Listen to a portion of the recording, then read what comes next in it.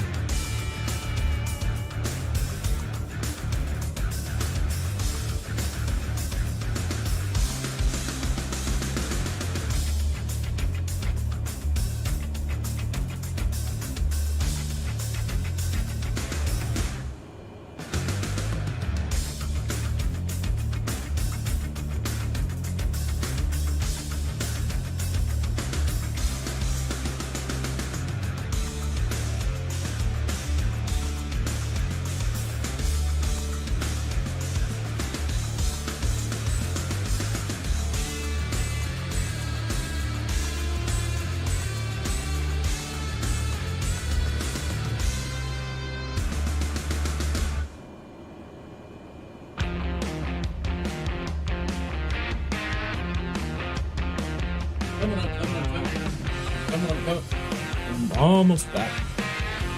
Oh, I'm so sorry. Running late today. Running real late.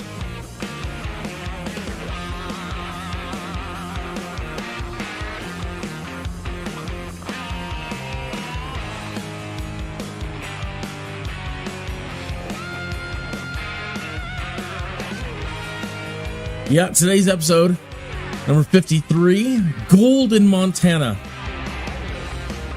And back home to Colorado. I'll be with you in just a minute. Hang in there.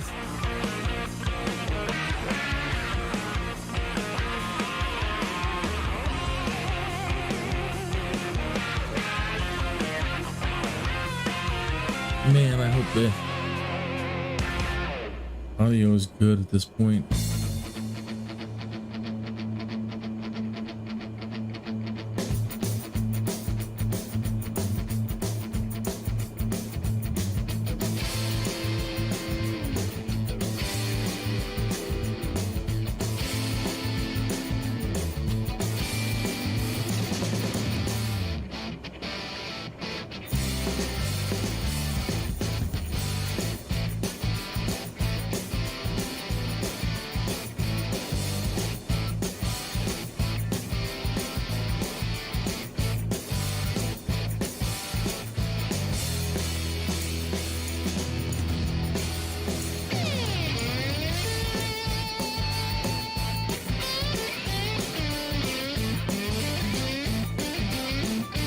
You know what they say, the 10,000th try is usually it. And then I come on and still fail. All right, good morning, afternoon, or evening, wherever you might be in time and space. All right. So I found some gold. Every 24 hours in NEOFLY,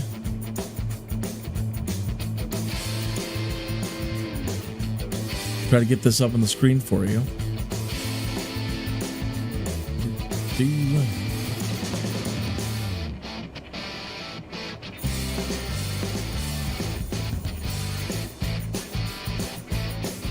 There it goes. Set to the wrong window. All right, so every 24 hours in Neofly, a wreckage will appear somewhere around the world, and it normally favors the rest of the world over North America. But yesterday and this morning, there was one here in Montana, 4 miles away from this location. I went and got it. So it was just right over here a ways.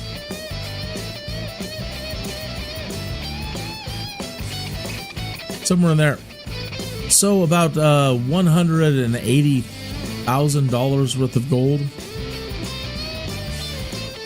And it cost about 20 to closer to 40,000 to get here. And then I made 180. So I mean, it wasn't the best. You know, what I was hoping to find was an artifact. And that's worth $5 million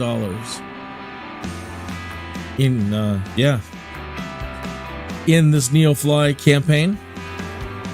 All right, and I don't want to spend the money now to get all the way back out to Buffalo. And that's where we ended yesterday's flight at Niagara Falls. And I apologize if at the end of the live stream yesterday, I forgot to turn my microphone back on. Isn't that typical? So yeah, we were all the way to New York. We flew all the way from Colorado over here up into Wyoming. Then we went into South Dakota, the Black Hills and all of that. Then we crossed in through Minnesota over to Wisconsin, made our way down around Lake Superior or Lake Michigan. It was Lake Superior. Yeah, up here. Made our way to Green Bay. Came around Chicago, saw the Fermi Lab. Made our way over to Detroit. And then did a beeline, almost a perfectly straight line, all the way to Buffalo.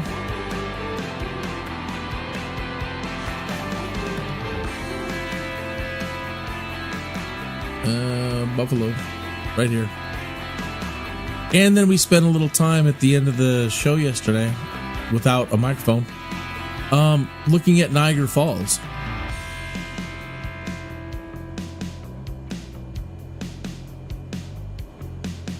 Anyway, we're all the way. I spent all that money teleporting us over to Montana to get that gold. And I don't want to spend the money to transport us and the plane all the way back over to Buffalo and continue the cross-country journey there. So we're just going to pick it up here, and I have found a route that takes us to Colorado. Oh, I didn't pick it. There was a job here. Yeah, that one right there. This job takes us back home to Colorado. Let me turn down the music a little bit. Pretty loud in my ear. And we have to transport a passenger. And I didn't even know it was an airport runway here. It looks like it's just a little dirt place with a little dirt town and a couple of dirt buildings. But sure enough, this is a runway.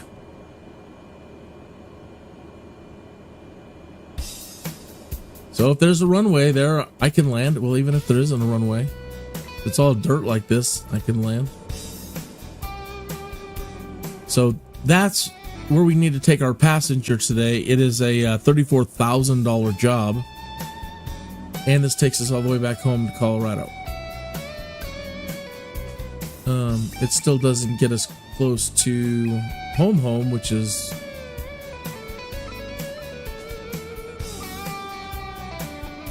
back over here. But hey, we're in the right state. We're home. All right, well, let's get to it. Let's take this job. Let me make sure my engine is off here or I can't select the job. I just need to restart. I've been sitting here all morning.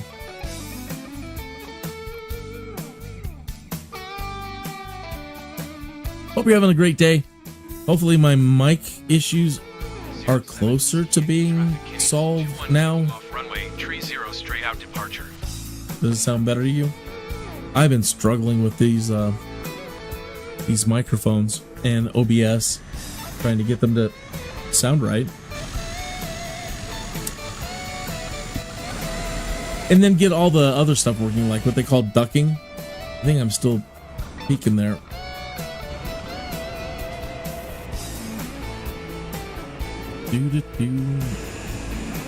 All right, ready to fly, but we still need to turn the engine off.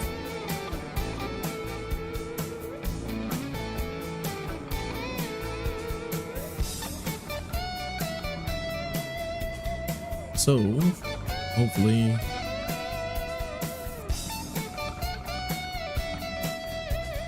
it does sound better. I just realized I've got some artwork and the music tags and the stuff on the bottom competing with each other. Like I said, I was running really late today, so I'm getting in. I still got the live stream launched at 11 at the top of the hour, but I could still use another 15 minutes worth of getting ready. That's for sure. So that is the album art.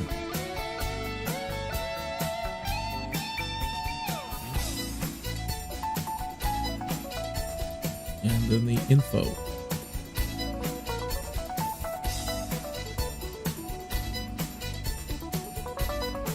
If that starts bothering you, being up there, then let me know and I'll, just kind of keep it limited to showing you what's playing on Pretzel. It doesn't look like that's sitting in there right either.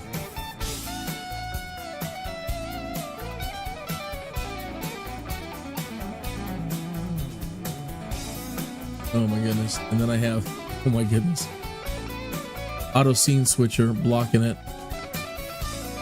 There's so many things to learn. I mean, it's so different than what you think. Well, I'll just start playing a game and launch OBS and I'll start live streaming and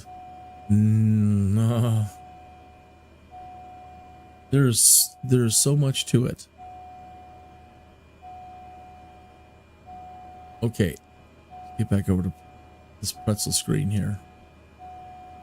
So what I'm trying to do is make sure that this app, when I launched the Microsoft Flight Simulator profile in OBS before the start of the show, it induces a screen change, a width screen change for this particular title. And so I have to make sure that everything's set right before the show starts, but hey, it's an imperfect world. Okay, so now we can go back and get our job.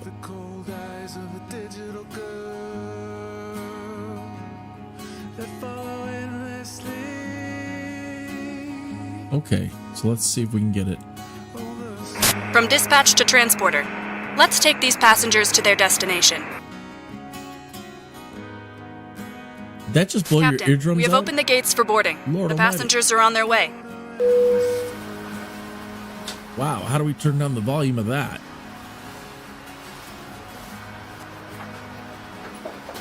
I just saw the volume just shoot through the roof when dispatch was talking there. Neofly. I don't know if this will have anything to do with it or not.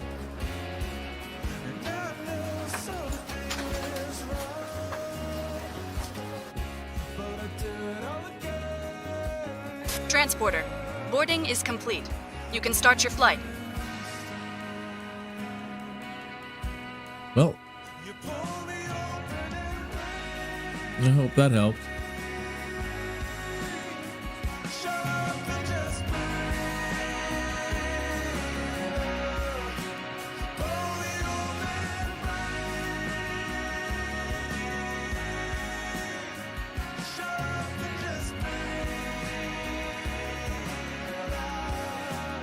All right, so we are going to KBYG.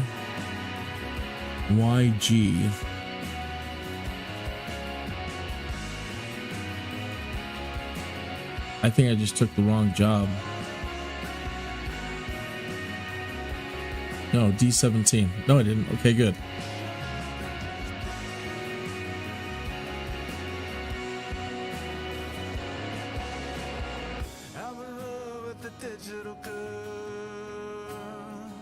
Let's see how much baggage. They need 1,764 pounds. They have 1,764 pounds.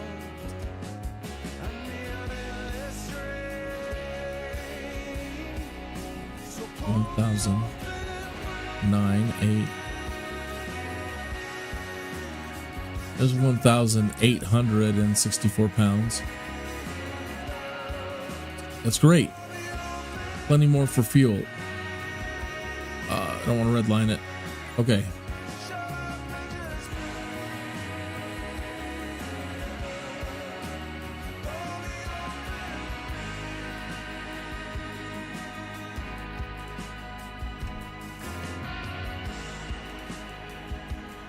Let us hide the yoke. The yoke. The yoke of the day. You're good to go. Contact the tower for clearance. Okay. Toward GPS. And it is D17.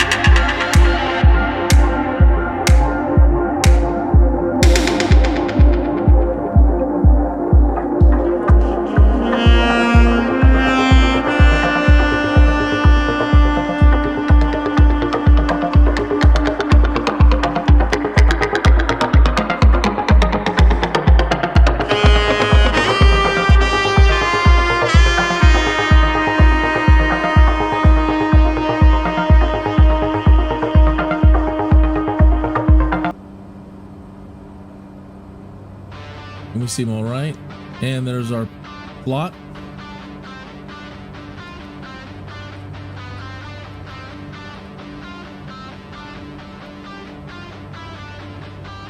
Don't readily see any weather.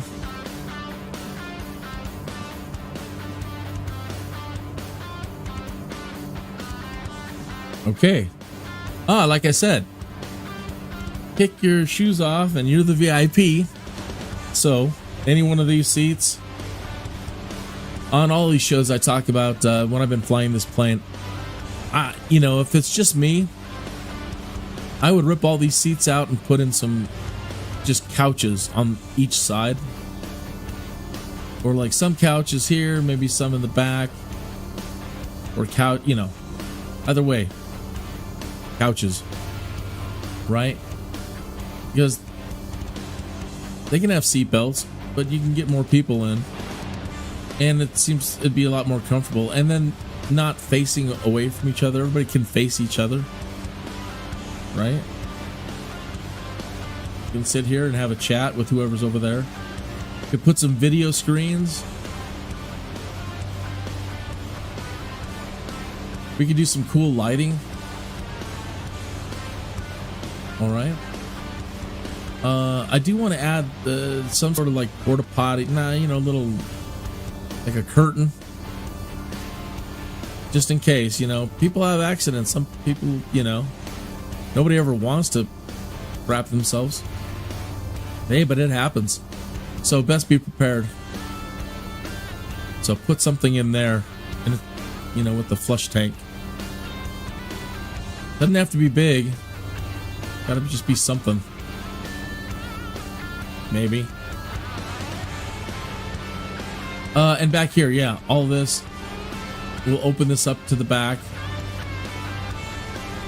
And we'll put in our bar, snack foods. And then that I want to be able to pop down into that space if you want to just stretch out and lay down. But you could lay down on the couches, you know. Provided there's not everybody from Twitter joining.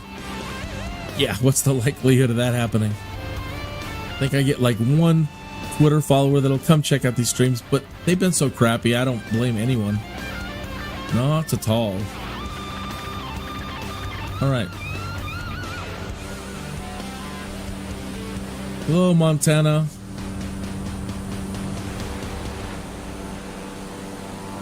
Is it too early in the morning for kind of classic rock? Should we go to country?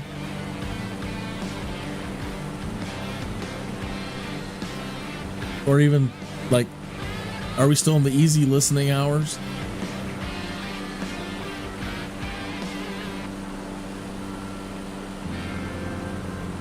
Is that better? I've had 2 cups of coffee. I could use more. Yeah, getting a late start. A late night. Yeah.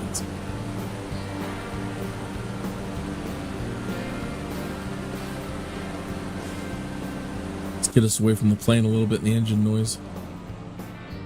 Blissful peace.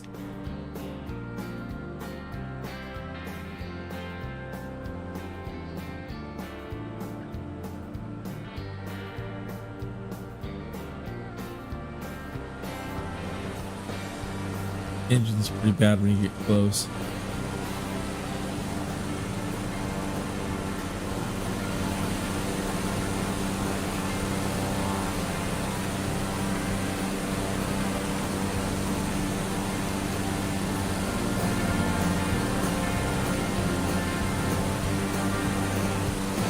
Let's see about the inside of the cockpit again.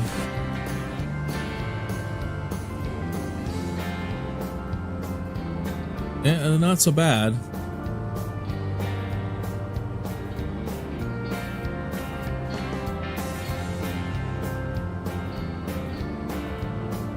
I mean, I can always turn it off, so we're imagining that we have one of those super state-of-the-art electric engines. I really do hope they perfect the technology, and eventually I'm sure they will. But that would be so interesting to be flying a plane and not, at least in a simulator, and not go deaf. from the engine noise. It's no wonder they wear headphones that look like they were from like 1970. They're super huge. And that's why their microphones always sound like crap, because there's so much noise.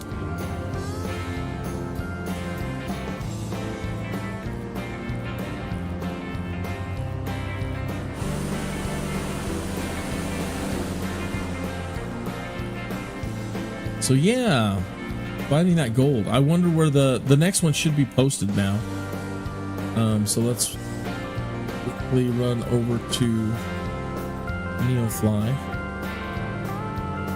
And it's the fourth button down under flight. Why there, I don't know. But then zoom out and look around the world for...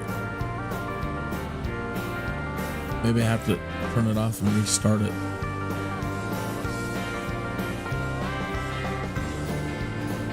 I don't see the new one yet. It's a pink or purplish exclamation point. And you can't miss it. So I'm not seeing it, so they haven't updated it yet. Let me turn it off and turn it back on and see if it updates.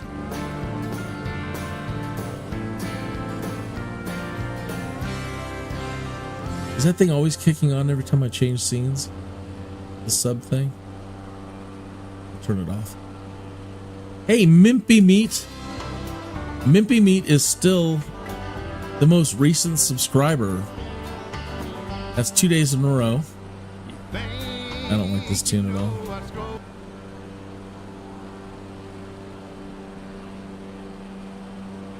Mimpy Meat is still the current subscriber. That's 2 days in a row without a new subscriber.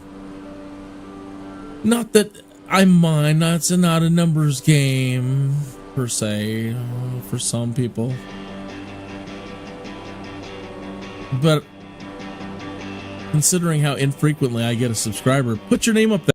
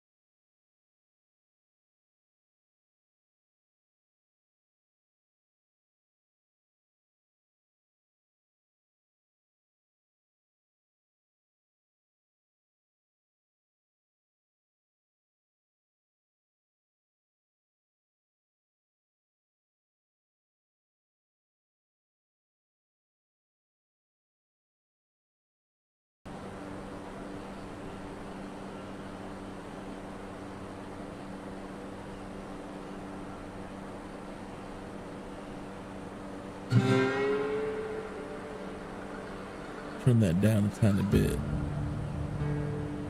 I'll just put on some ambient for a minute. I want to read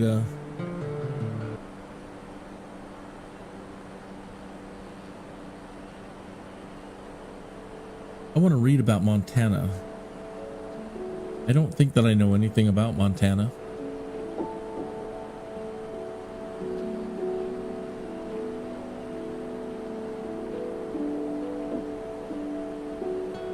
The history of Montana. Archaeological evidence has shown indigenous people lived in the area for more than 12,000 years. The oldest dated human burial site in North America was located in 1968 near Wissall, Montana, at what is now known the Anzac site, named for the discoverers. The human remains of a male infant found at the Anzac site, along with Clovis culture artifacts, established the earliest known human habitation in what is now Montana. In 2014, a group of scientists released the result of a major project in which they successfully reconstructed the genome of the Anzac boy, providing the first genetic evidence that the Clovis people were descended from Asians. Most indigenous people of the region were nomadic, following the buffalo herds and other game and living by seasonal cycles. Following the buffalo herds and other game and living by seasonal cycles, several major tribal groups made their homes in and around the land that later became Montana. The Crow, a Siouan language people, also known as the Apsaluki, were the first of the native nations currently living in Montana to arrive in the region. Around 1700 AD, they moved from Alberta, south central Montana, and northern Wyoming. In the 19th century, Crow warriors were allies and scouts for the United States Army. The modern Crow Indian Reservation is Montana's largest reservation, located in southeastern Montana along the Bighorn River in the vicinity of Hardin, Montana. The Cheyenne have a reservation in the southeastern portion of the state, east and adjacent to the Crow. The Cheyenne language is part of a larger Algonquin language group, but is one of the few Plains Algonquin languages to have developed tonal characteristics. The closest linguistic relative of the Cheyenne language are Arapaho and Ojibwa. Little is known about the Cheyenne people before the 16th century, when they were first recorded in European explorers and traders' accounts. The Blackfeet Reservation today is located in northern Montana, adjacent to Glacier National Park. I wanted to go there. Prior to the reservation era, the Blackfoot were fiercely independent and highly successful warriors whose territory stretched from North Saskatchewan River along what is now Edmonton, Alberta in Canada, to the Yellowstone River of Montana, and from the Rocky Mountains east to the Saskatchewan River. Their nation consisted of three main branches: the Piegan, the Blood, and the Siksika. In the summer, they lived a nomadic hunting lifestyle, and in the winter, Blackfeet people lived in various winter camps, dispersed perhaps a day's march apart along a wooded river valley. They did not move camp in winter unless food for the people and horses for the firewood became depleted.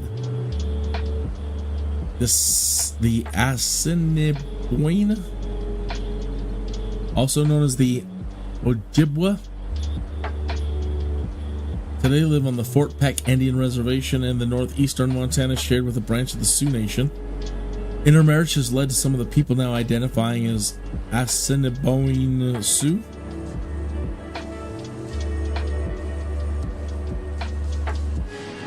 Talks about other peoples that are living in the area. The Kootenai, the Cree, and then here's something about the Louisiana Purchase. On April 30th, the Louisiana Purchase Treaty was signed by representatives of the United States at Paris. France.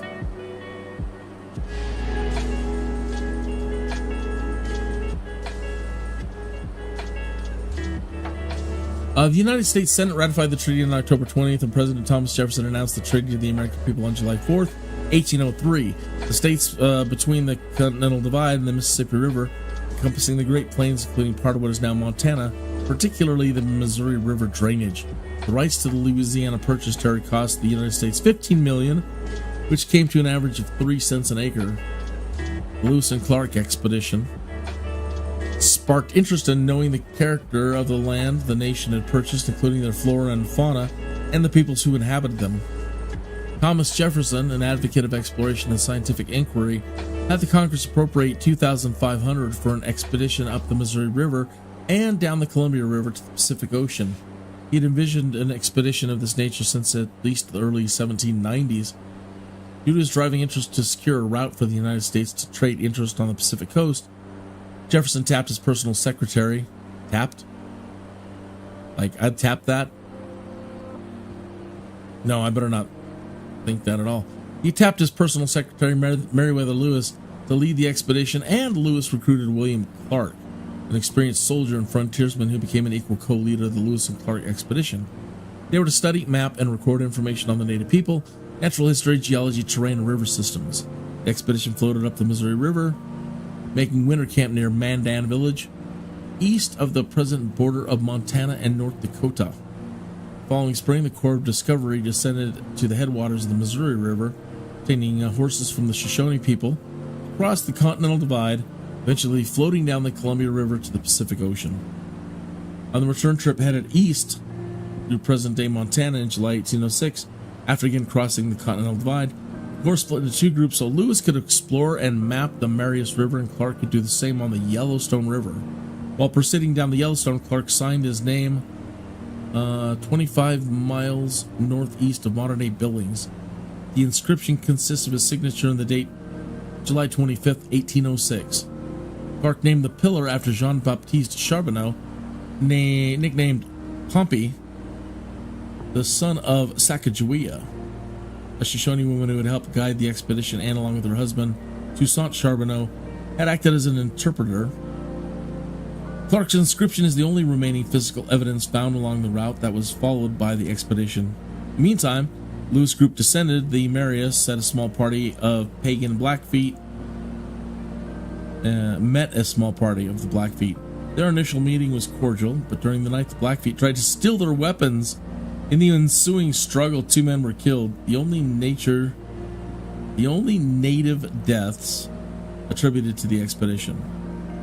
To prevent further bloodshed, the group of 4, Lewis, Drouillard, and the 2 Field brothers, fled over 100 miles in a day before they camped again. Man, could you imagine that? Running 100 miles? Maybe, yeah, I suppose. Wow.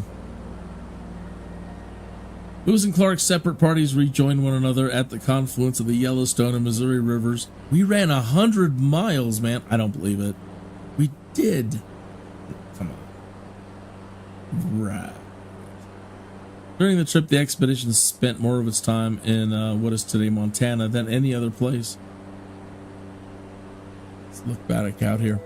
Well, the drone's sort of behaving today. It hasn't completely rotated on us this whole time. Just a couple of degrees off. Normally the thing is crazy. And over the course of 10-15 minutes, it just rotates like mad. So, they spent their time around, well, in and around Montana. You know what we need is our map. Where did my map go?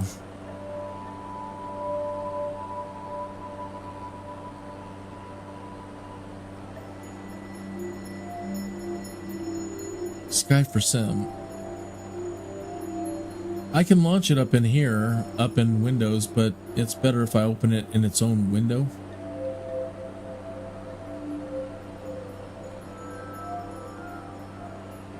Easier for everybody to see.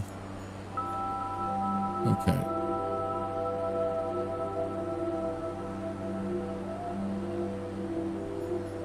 So we're out of it now. We're out of Montana and hauling butt through Wyoming on our way back to Colorado.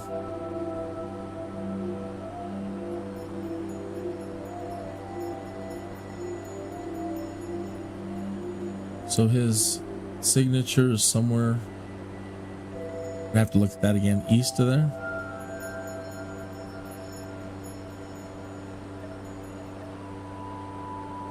So when we were in Wyoming earlier, last week, we did Jackson Hole, the Tetons, Old Faithful, Yellowstone, Cody.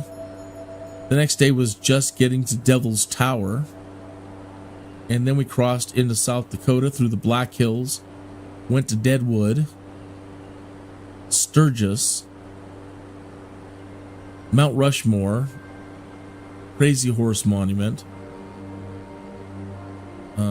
Cedar Rapids.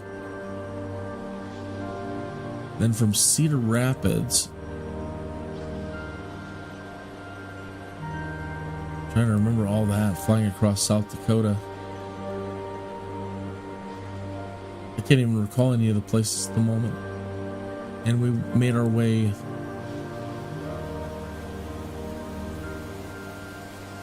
kind of north up into here. Crossing Minnesota, we went and wound up in Duluth at Lake Superior. Yep, I remember now. We passed Brainerd. Talked about Fargo.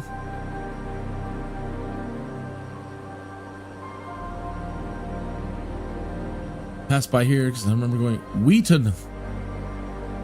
And we looked up the word Sauk, which was an Indian. Glenwood, yep. Millbank seems familiar to me.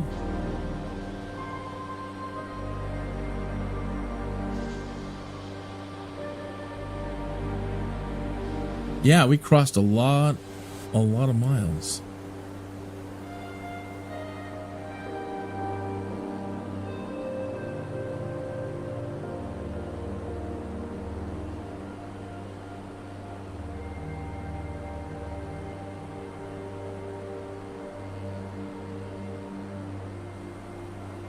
If you're into big game and living off the land and you got that homestead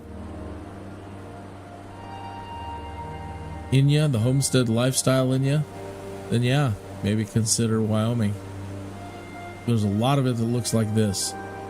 And fortunately, there's lots of little places that have water like that. There's a lot of water here, actually.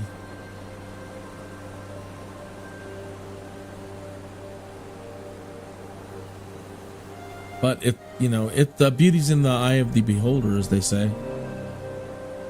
Some people say this is just too alien and it's nasty. Places like that. There are places in Wyoming that'll blow your mind. They're absolutely stunning, beautiful.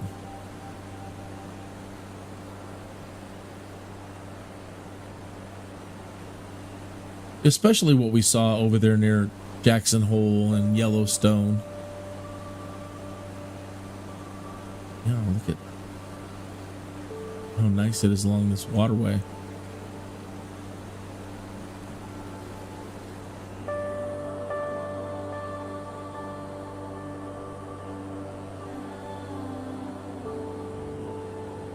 So weird how much we owe to people of the past that, came and mapped it on horseback or on foot.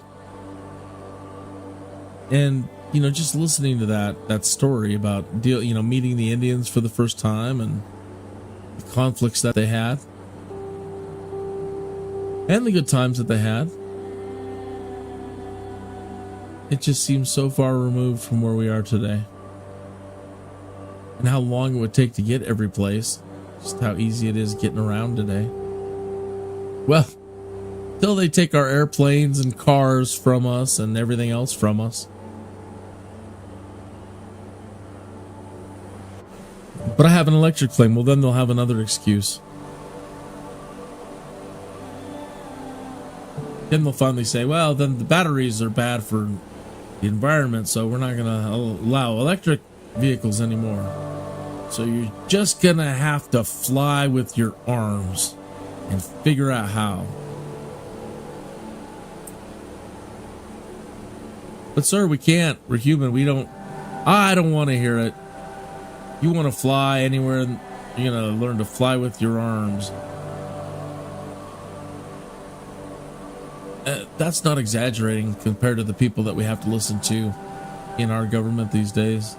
It's where we are. The level of incompetence that comes along with technology.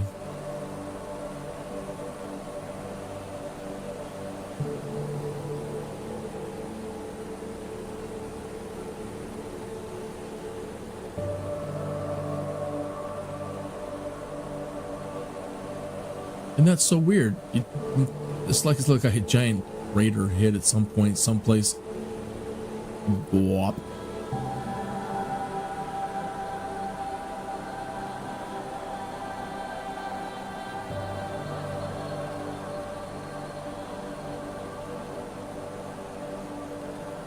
Yeah, because it's in almost like a circle, like a caldera. You see what I'm saying along the edge there, the ridges, how it comes up and plateaus? How it kind of feels like a crater. Keeps going around.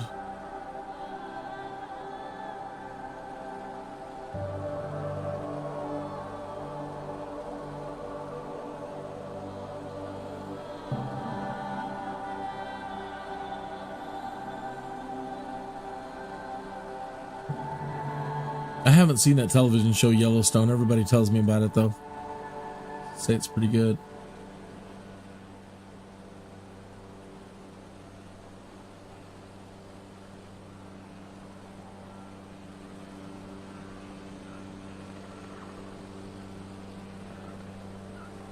Are we having more anomalies with the autopilot today? Yesterday, the autopilot was having some weird problems. It would kind of lose signal and drift left and right, and it wasn't able to hold a straight line. So I'm looking in the cockpit. It's kind of doing the same thing. And I don't know if there's some sort of, I don't know where the issue lies. Satellite thing, an internet thing, is it a Microsoft thing? Is it a bug? Is it a real world thing that happens? Stuff in the ground, magnetic interferences. I don't know. But all I know is certain areas that we travel through, or at certain times, the plane does some strange things.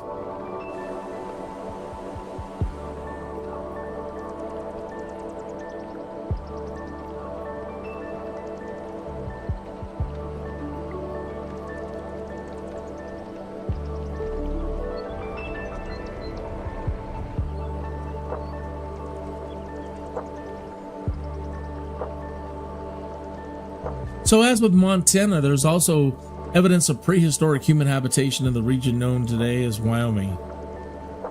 Stretching back roughly 13,000 years, stone projectile points associated with the Clovis, Folsom, and Plano cultures have been discovered throughout Wyoming. Evidence from what is now Yellowstone indicates the presence of vast continental trading networks since around 1,000 years ago. The Union Pacific Railroad played a central role in the European colonization of the area. Wyoming would become a U.S. territory in 1868. It was the first state to grant women the right to vote in 1869, although it was still then a territory. Wyoming would become a U.S. state on July 10th, 1890 as the 44th state.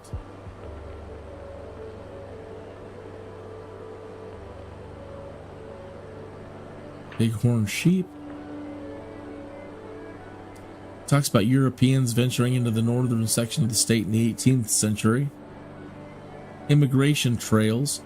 The route later known as the Oregon Trail, where people died of dysentery, was already in regular use by traders and explorers in the early 1830s. The trail snakes across Wyoming, entering the state on the eastern border near the present day of Torrington, following the North Platte River to the current town of Casper, Wyoming. It then crosses South Pass and exits on the western side of the state near Cokeville. In 1847, Mormon immigrants... Kinneas 2-1, contact Casper approach on 119.0. We just mentioned Casper. Going to 119.0 Kinneas 21. Casper approach Kinneas 217,100 feet. Kinneas 2-1, Casper approach altimeter 29.97. Continue as planned. So we are right where I'm talking about.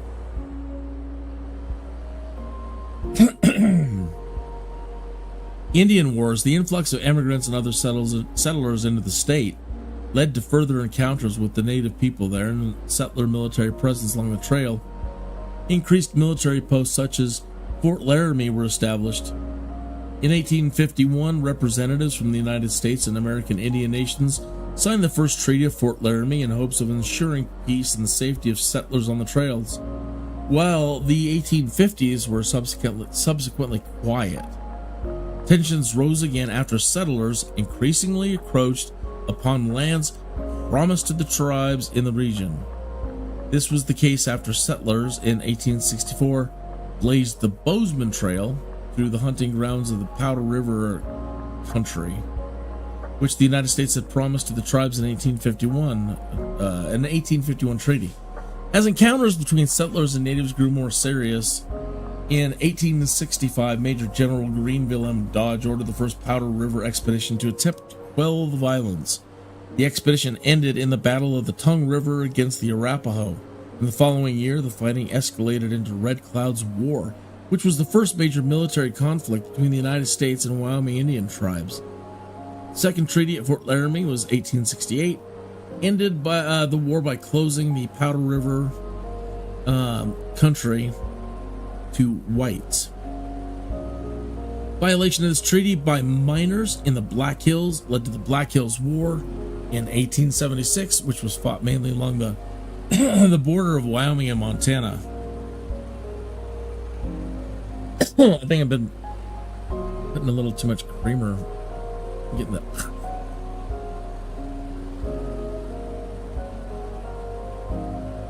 In 1866, Nelson Story Sr. drove approximately 1,000 head of Texas Longhorns to Montana through Wyoming along the Bozeman Trail. The first major cattle drive, from Texas into Montana. The Wyoming Stock Growers Association is a historic American cattle organization created in 1873.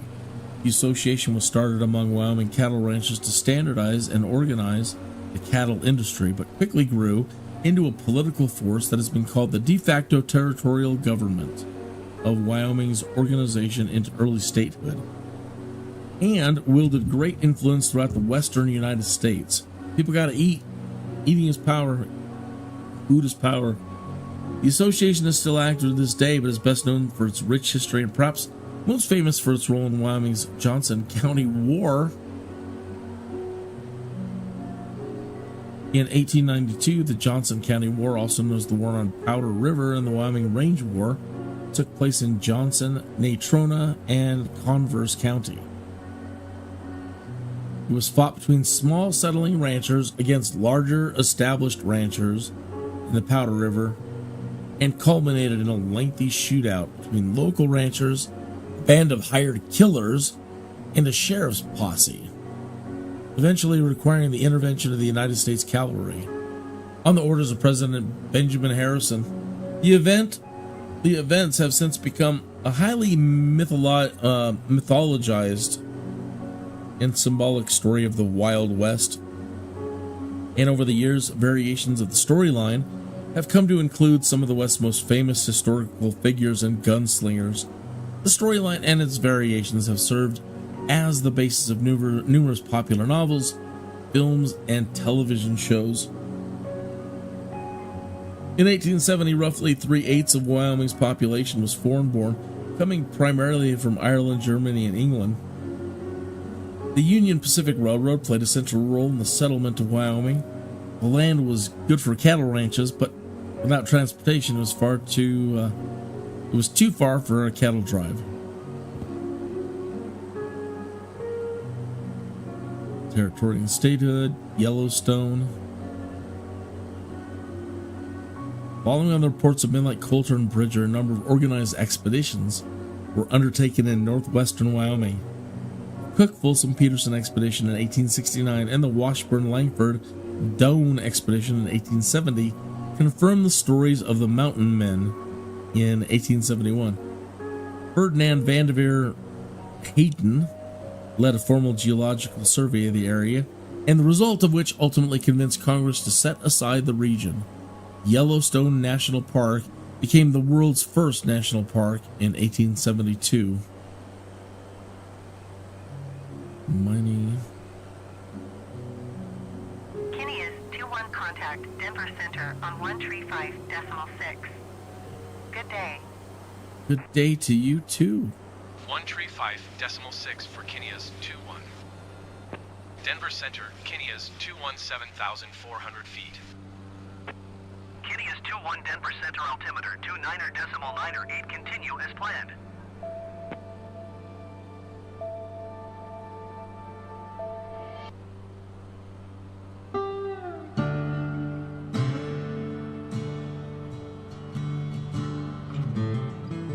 See the plane drifting?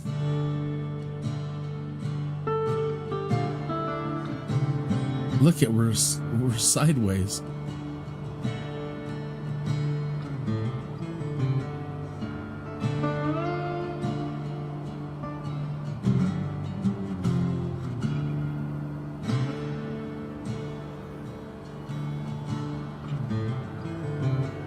It's trying to correct and get back on course. It's aliens. There's got to be aliens are messing with us. Or temporal space-time fluctuations, Captain. Kinneas 2-1 contact Casper approach on 119.0. Good day. Maybe it's Casper the Ghost. 119.0. All I know is that Kinneas 2-1. Casper approach Kinneas 217,300 feet. Kinneas 2-1 Casper approach altimeter 29.909. Wow. Continue as planned.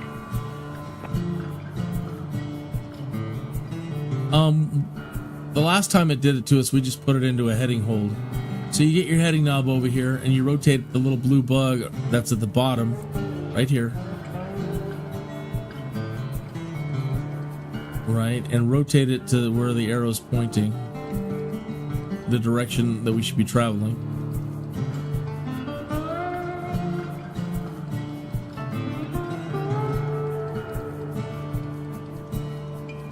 All right, just like that. Come up to your autopilot, and it's currently nav is lit. See the little bar next to it? Come over here and select heading. Turn that off. It turns nav off, and the airplane then turns to only follow that heading.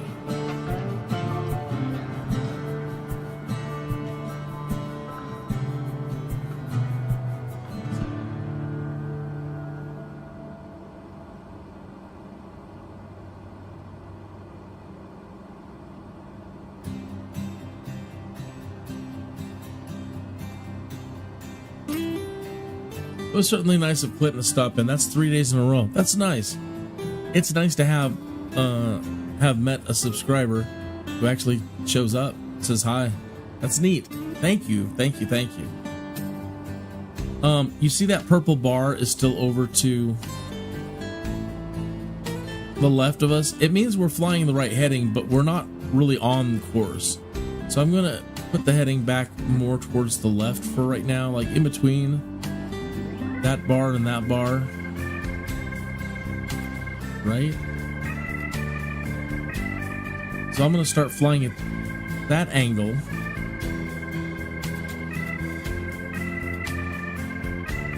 Or more towards the east. Till that bar starts centering up again. And when the bar centers up Then we make our final adjustment with the compass heading to be lined up. And it's moving in fast. You see it?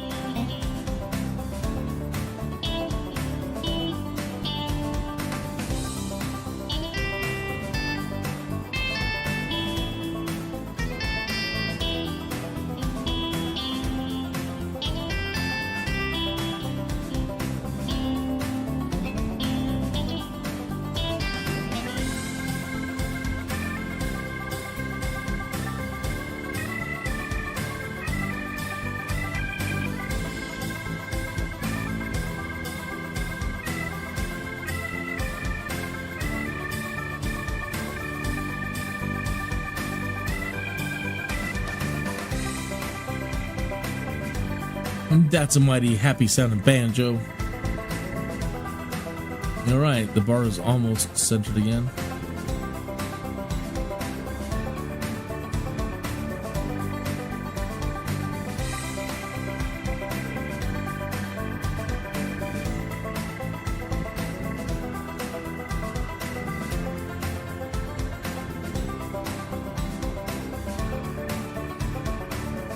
Now we are exactly on the vector we're supposed to be on.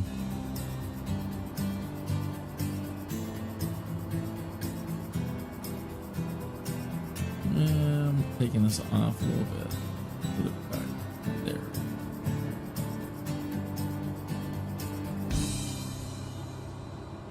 What do they say? Good enough for government work? 12:04. 12:04 in the afternoon here in Colorado.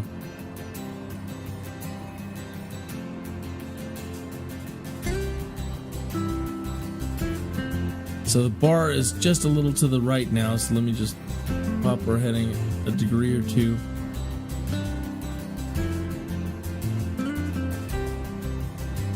I mean, with wind and everything else, it's gonna drift, but as long as we're approximately going and there's not a huge deviation, we'll get to where we need to be.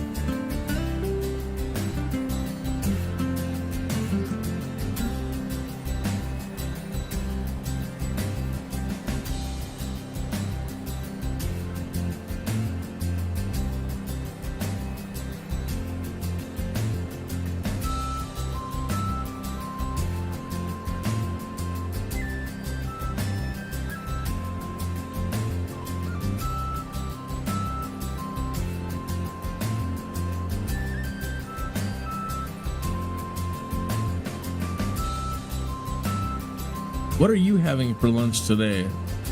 That's what's on my mind. I'm thinking about food. It's lunchtime. I didn't have breakfast this morning, just coffee. And now I'm starting to get hungry. Sounds good today. You know, we have some, I think we have some leftover corned beef in there. Maybe a corned beef sandwich. I don't know the name of the brand of the hot dogs that the wife bought. It's a local brand, I think. Or a new person around here making hot dogs. Some of the best hot dogs I've ever had in my life.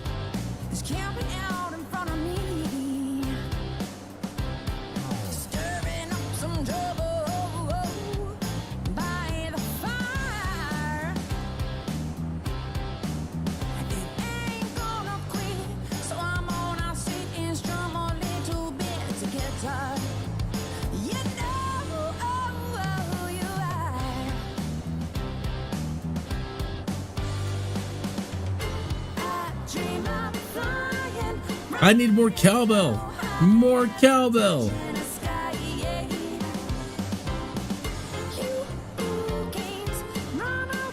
Got a fever.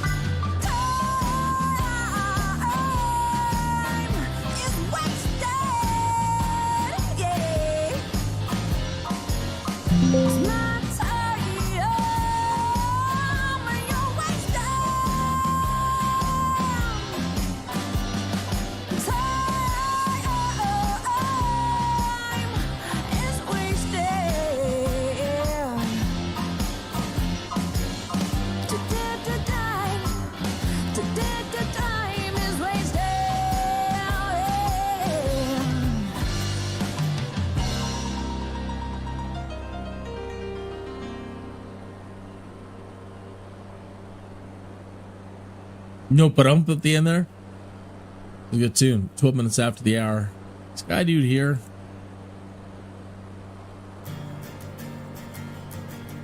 Crossing Wyoming, heading back to Colorado.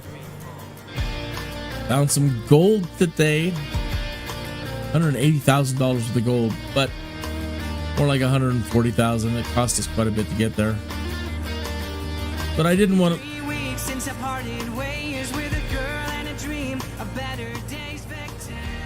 I did not want to go all the way back to Buffalo and pay for that and blow most of the profits. So I just took a job from where we were after finding the gold, and we're heading back to Colorado now. This should be about a $34,000 job. So it's going to be nice to be home for a little bit, and then we'll take off again and start another cross country somewhere.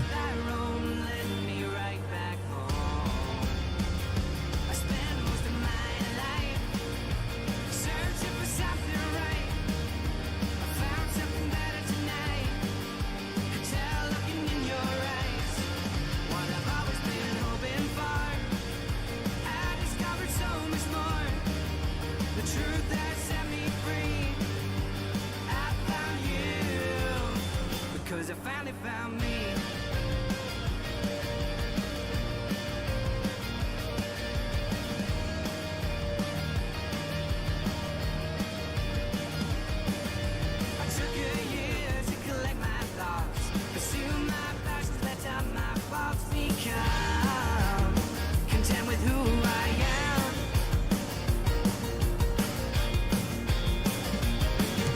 I changed my focus to finding a wife, and I fostered a rich and fulfilling life. Just me, not giving it down.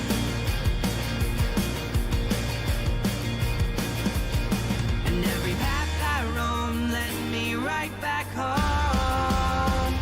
I spent most of my life searching for something right. I found something better tonight. Could tell looking in your eyes what I've always been hoping for. I discovered so much more. The truth that set me free. I found you because I finally found me.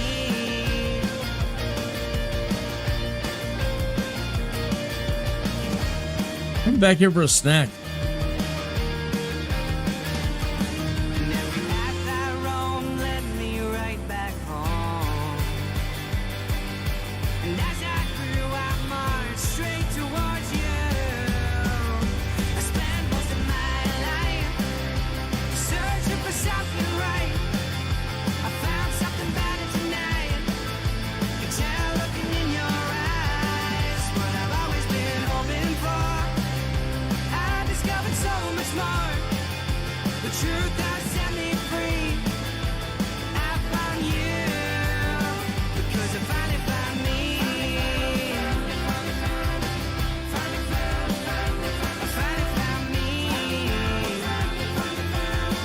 I finally found me. Fan.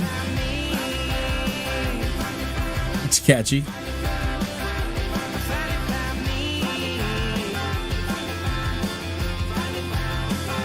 I finally found me.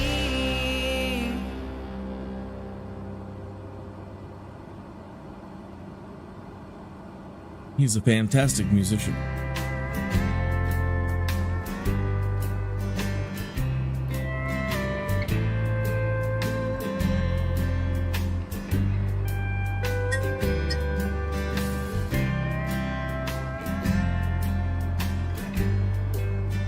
I am craving fried rice, like a combination fried rice. I want some Chinese food. Corned beef doesn't sound so bad, but oh man. Combo fried rice. Let me put my conditioner down and put this here. Should have done that a long time ago. It's not gonna hurt, you think? Doesn't really matter that much. Stuff.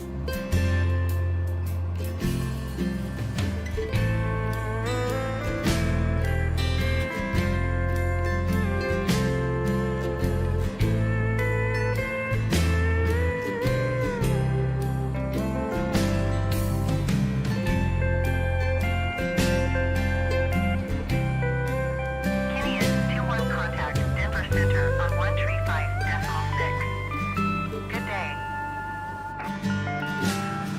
135.6 for Kinneas 2-1. Denver Center, Kinneas 217,900 feet. Kinneas 2-1 Denver Center altimeter 29.908. Continue as planned. 2998. I'm only at 7. We're supposed to be going up to 12.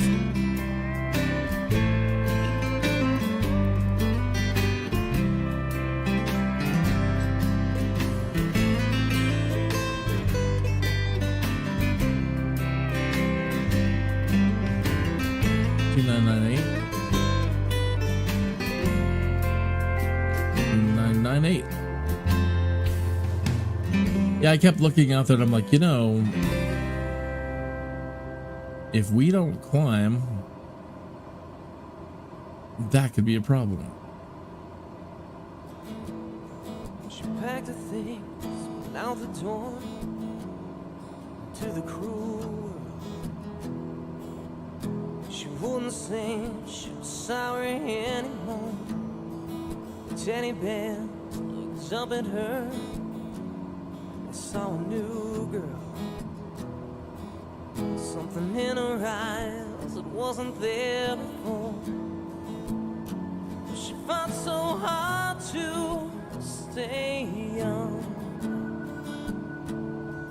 800 feet per minute. Now the battle's just begun.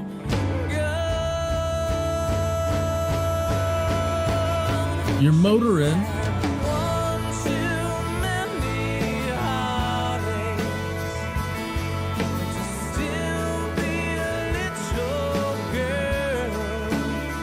She's answered one too many questions. Being a stranger in this world.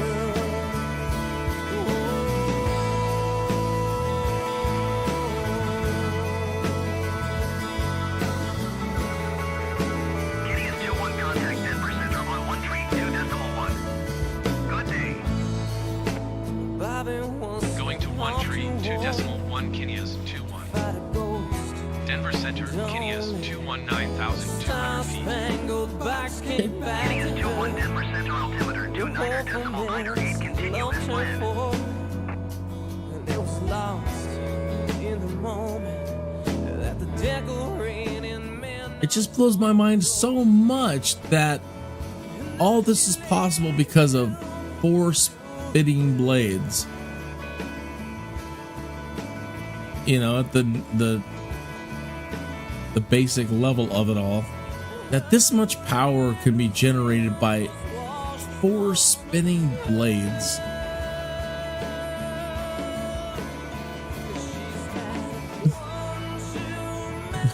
We're able to fly because of 4 spinning blades. Crazy.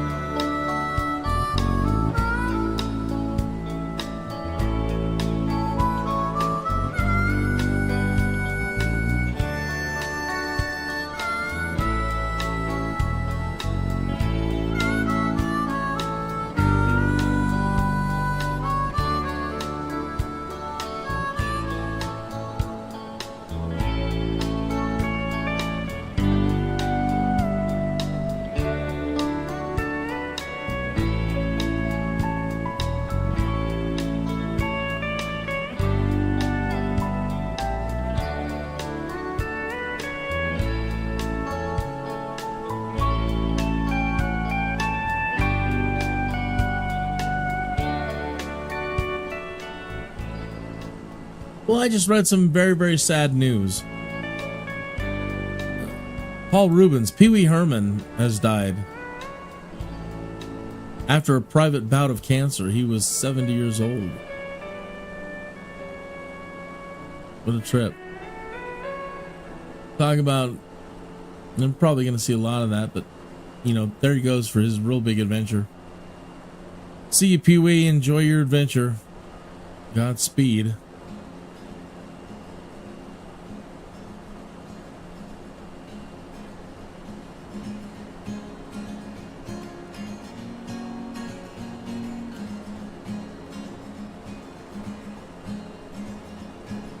I'm a bit too honest. Maybe out of line, I gone and lost my cover, believing I was fine. Well, I might be too honest, but at least I ain't a liar. I bet you think it's funny when you're off alone with her. Poor little girl with a big bad crush, but we're hanging on the line between too much and not enough.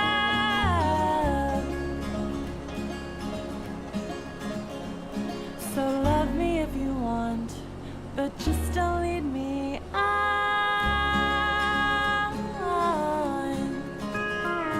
Well, crying don't prove nothing when you try and live a lie, and paths don't always end right when you try and cross them twice. And I could look you in the eye when she looks the other way, but it still don't make it right, and it still won't make you stay.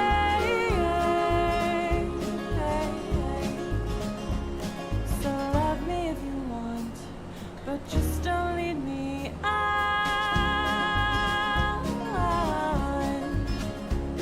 Yeah, love me if you want, but I'm trying to be strong.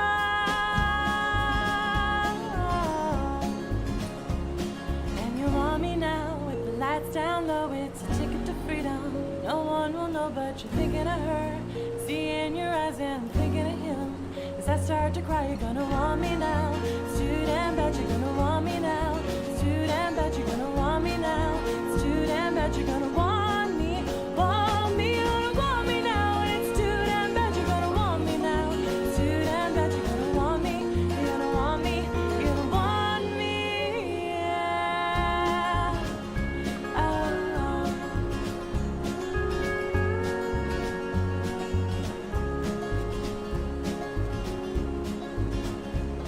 So love me if you want, but just don't leave me on.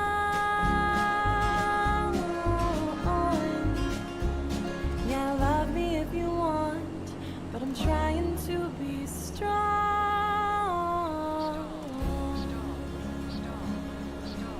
Well, we're stalling. We were supposed to top out at 12. What are we doing at 15? That's insane. What is up with our plane today?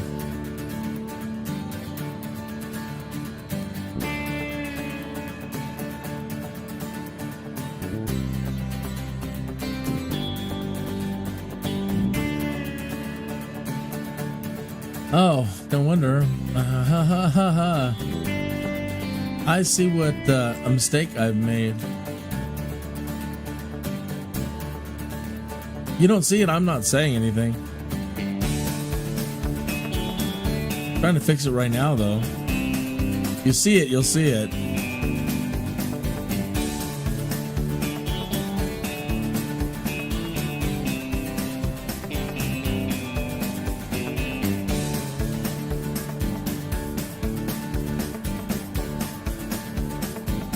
I should probably just leave it right there.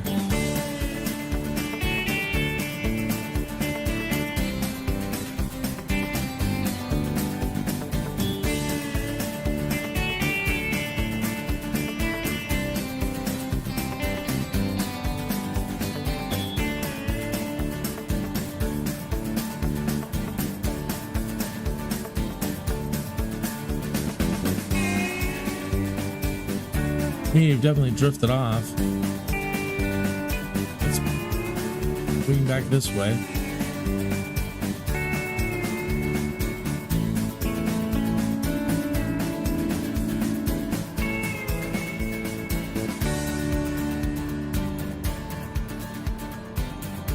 So I'm trying to line that purple bar up again. We want to be on the proper vector, Victor. Back to Colorado. Imagine a laser beam in the sky. Okay, so the bar to the right, the purple bar right here, that represents where the actual laser beam is in the sky. Our rail to ride on, and this is the core, just these two outer ones just represent the general course that we should be going with the arrow on this side. So what I'm doing is I've turned the plane to this angle.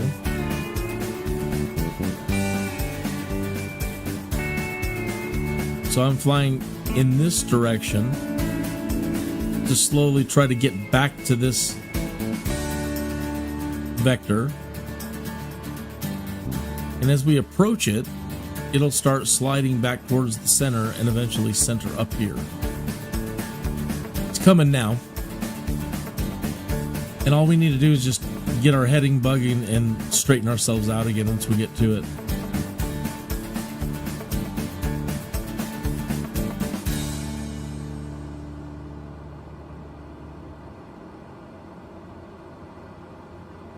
"32 minutes after the hour."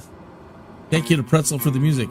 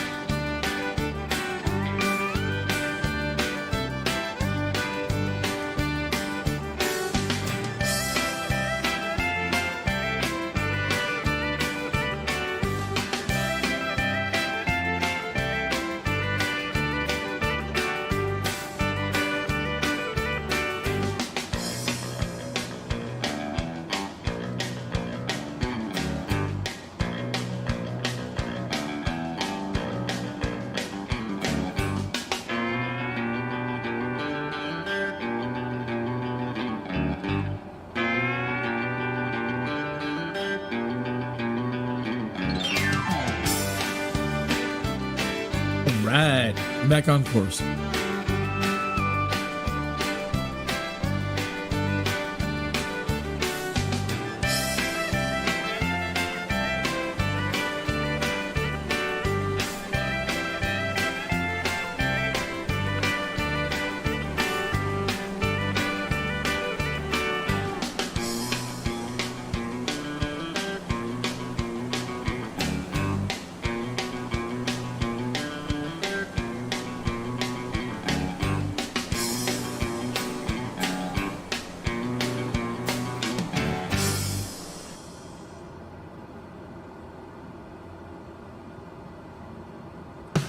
Check our distance. 1 hour and 7 minutes.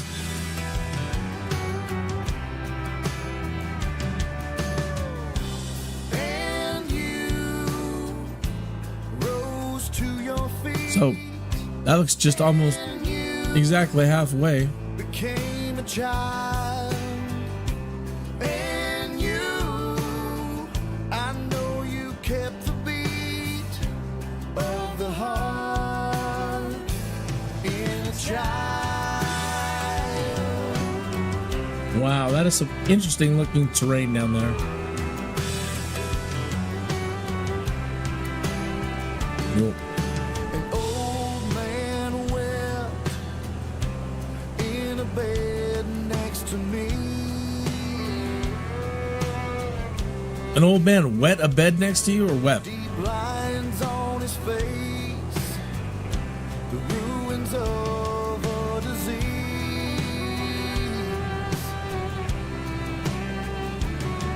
As the kind man spoke, I saw the child come out to play.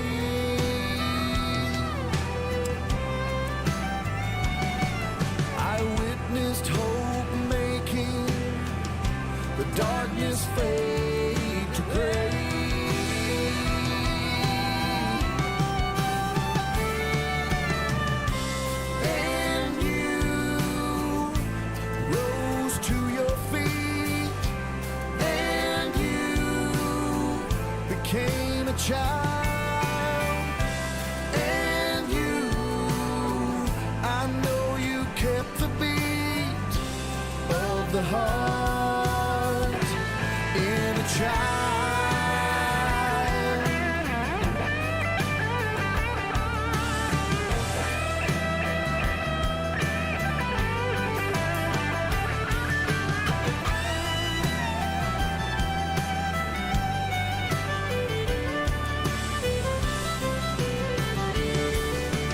Lonely man shouted, will I ever love again?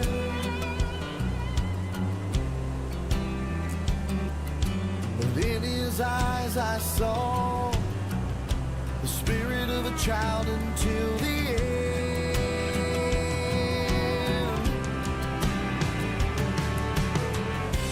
And you rose to your feet, and you became a child.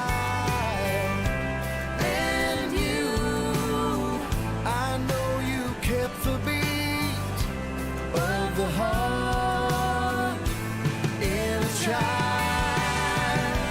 And you travel all the highways, and you, Chasing distant rainbows. and you, I know you kept the beat of the heart and spirit of a child.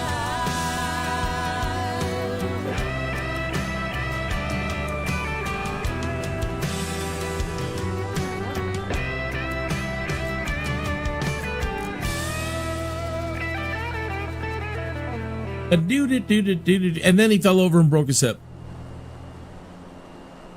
That's the way the rest of the song goes.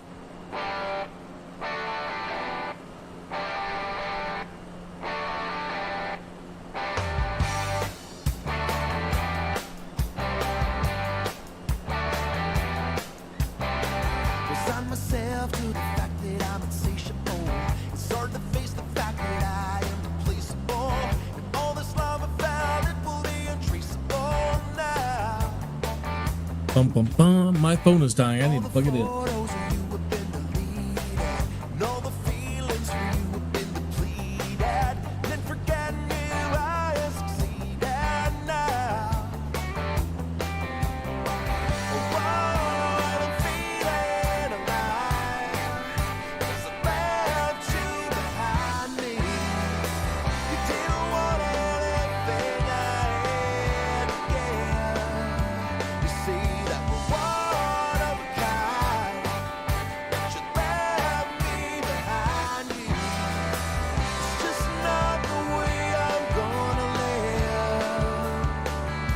It's hard to forget.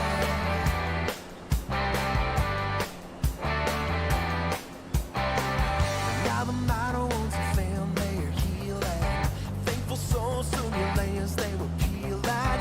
At least I have the guts to tell you I'm feeling now. Thankful now no more time is being wasted, but this bitter side of love is being tasted. It's not the first time I've ever faced it now. Whoa, and I'm feeling alive, 'cause I left you behind me. You didn't want anything I had to give. You see that we're one of a kind, but you left me behind you. It's just not the way I'm gonna live. It's hard to forget. Why did you say those words when there's no truth at all? Well, don't just sit there silently, you're trying to stone. Must be all the alcohol. And I'm feeling alive, 'cause I left you behind me. You didn't want anything I had to give. You see that we're one of a kind, but you left me behind you. It's just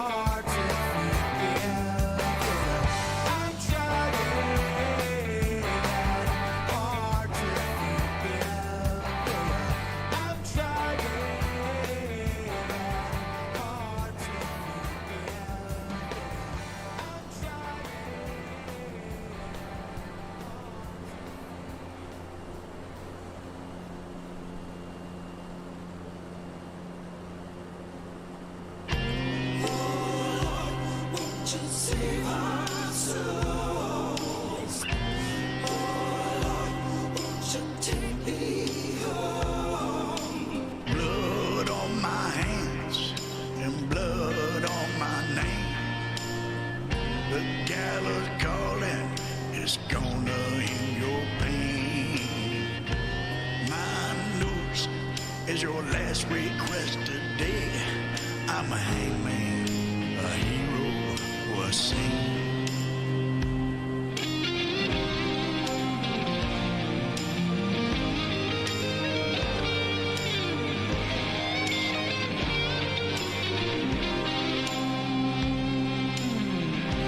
Meet thy maker, this is judgment day. I'm a hangman, I'm a hero, or a saint. Worn out, not a penny to my name. I'm the only one to blame. Many lies and many men I've slain. I'm the hangman, a hero, or a saint.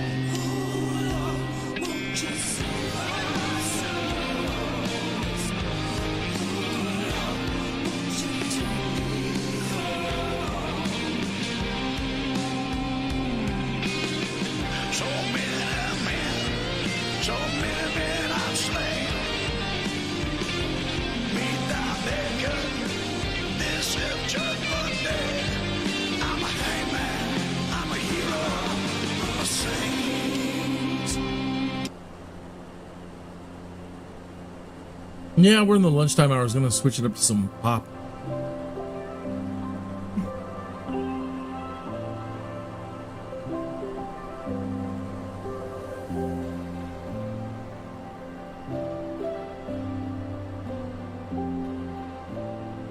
I found a croissant.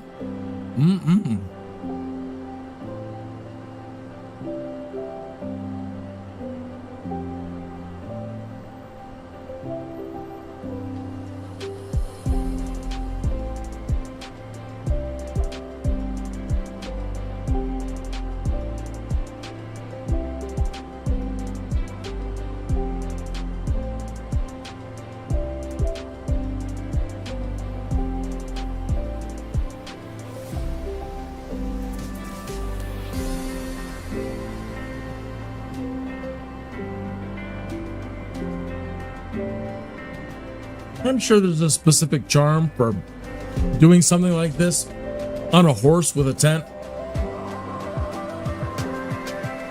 But what we're able to accomplish in a couple of hours would probably take us months. So yeah, what we're doing here in like 2 hours or so take us about 3 months or more, and then we could die. I mean, we could still die. I mean,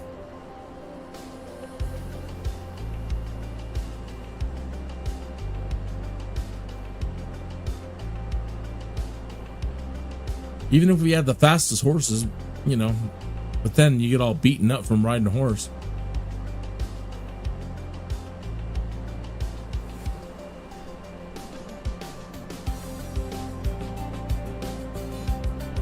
Kinneas 21 contact Denver approach on 120.475.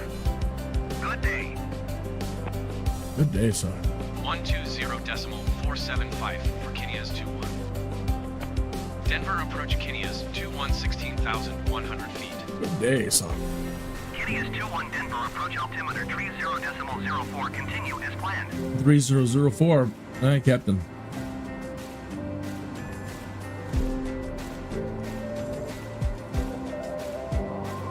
$3004 it is, sir.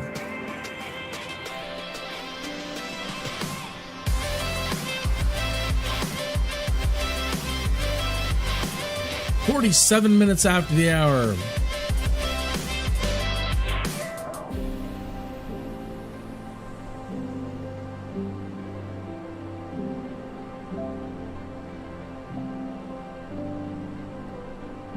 $34,000 for this flight.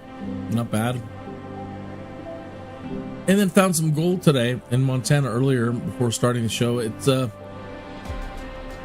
missions only last for 24 hours, and I didn't have time to include it and try to do it during the live stream.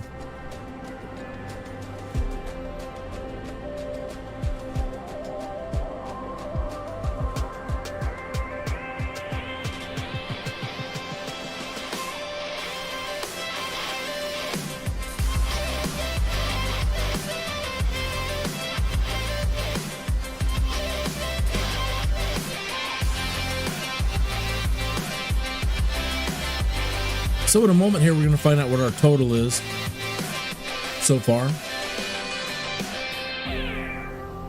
Neofly is coming back up now.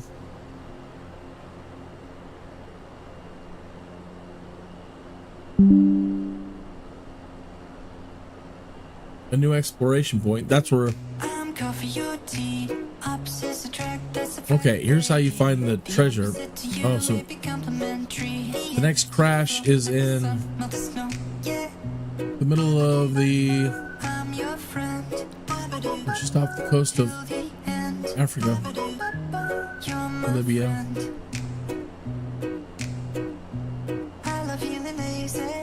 So you'd need a water boat from one of these airports, take it out there and try to find it.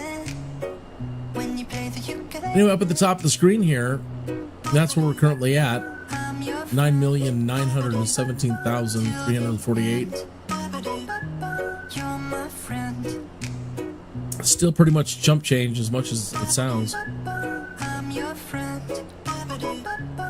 The cost of some of the big planes, and again, if you want to control all the money and make the most money, you have to own the plane. So it's going to cost me millions and millions and millions of dollars to get, you know, an Airbus or something. An Airbus would be nice. I wonder how much they cost. 103 million.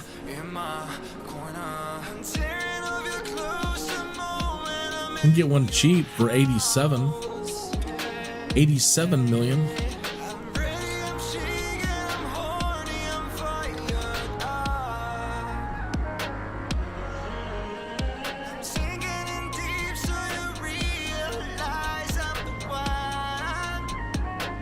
If you don't own the plane and just do freelance, you don't make jack. We make more money doing this with a caravan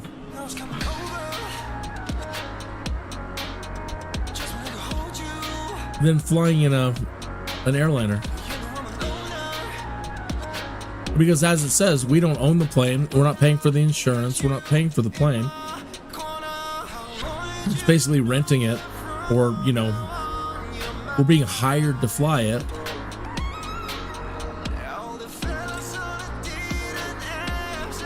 And as you can see, these prices that they're, well, right now we're not seeing airliner prices.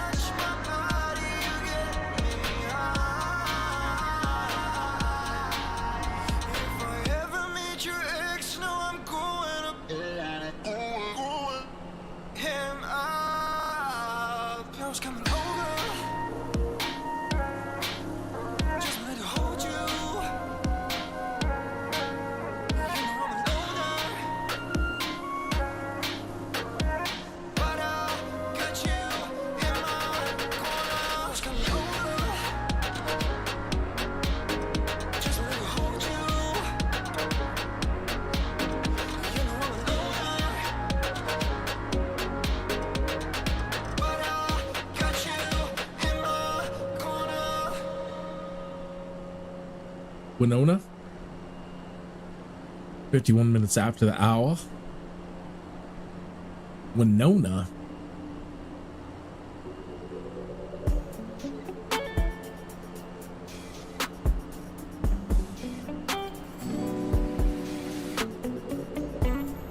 It's the special time of year where we commemorate our love together. You know that I love to hear. I was expecting a little bit more, I don't know what. It's more like R&B. I don't know.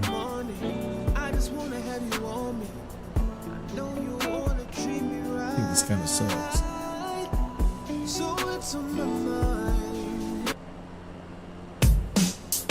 Try the indie channel.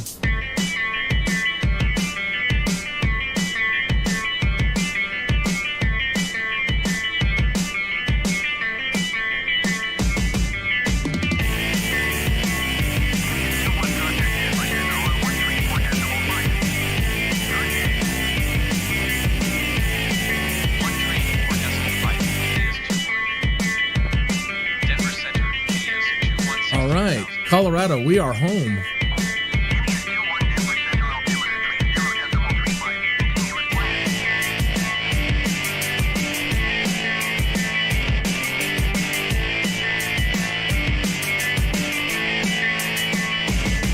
Continue as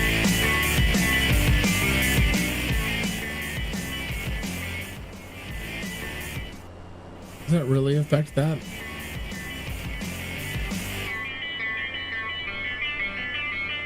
Oh, that's a real drag. I need to figure out how to split these audio channels up a little bit. But you can't really do it with a live stream. Everything goes through like one channel.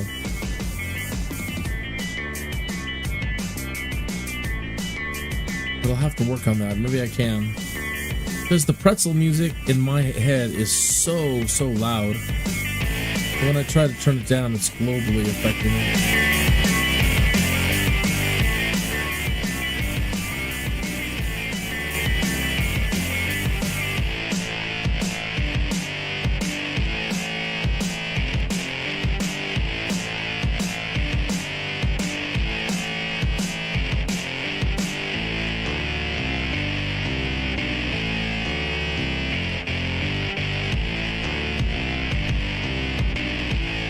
I really need to find somebody who's an expert at audio.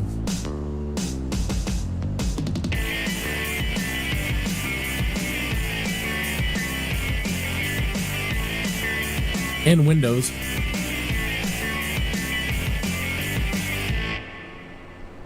Yeah. It's so loud.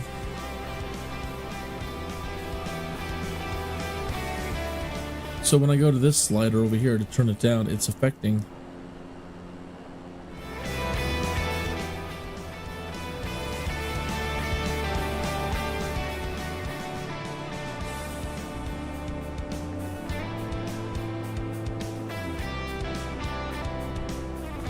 I have to like turn it down low over here. 21 contact Denver approach on 120.475. Yeah, anyway, it's stuff I shouldn't be messing with during a live stream. Going to 120. Right? I should be entertaining you. Kinneas 21. Denver approach Kinneas 21 16,100. It gets kind of difficult on these long flights. I feel like I'm talking too much sometimes.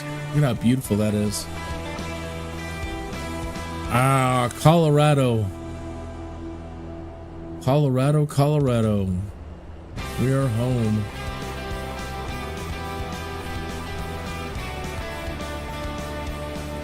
Let's see how far we have to go. Kinneas 21 contact Denver Center on 1 We are so close. Good day. 134.5 for Kinneas 21. Denver Center, Kinneas 21 16,100 feet. Kinneas 21 Denver Center, altimeter 30.30. Continue as planned. 3030. Kinneas 21 contact Denver approach on 120.475. Good day. 104.475. 120.475 Kinneas 21. 475. Denver approach Kinneas 21 16,100 feet. Kinneas 21 Denver approach altimeter 30.27. Continue as planned. Wow, it dropped fast. Kinneas 21 contact Denver Center on 1 Lord Almighty, let me go already. Good day. Air traffic control, man. Going to 134.5. Yes, yes, yes, yes, yes. Denver Center, Kinneas 21 Jesus. 16,100 feet. Kinneas 21 Denver Center altimeter 30. Yeah, it's 325. Wow.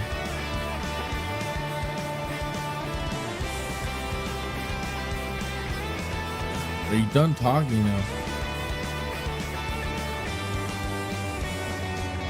3025.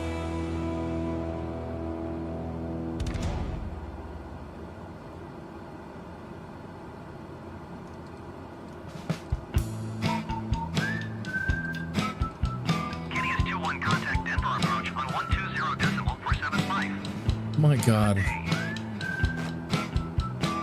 120.475 Kinneas 21. Denver approach Kinneas 21 16,200 feet.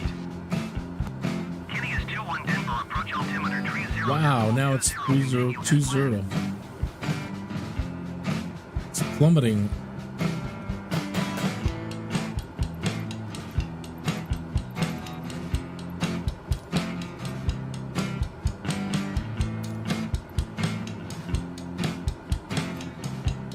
It's too far.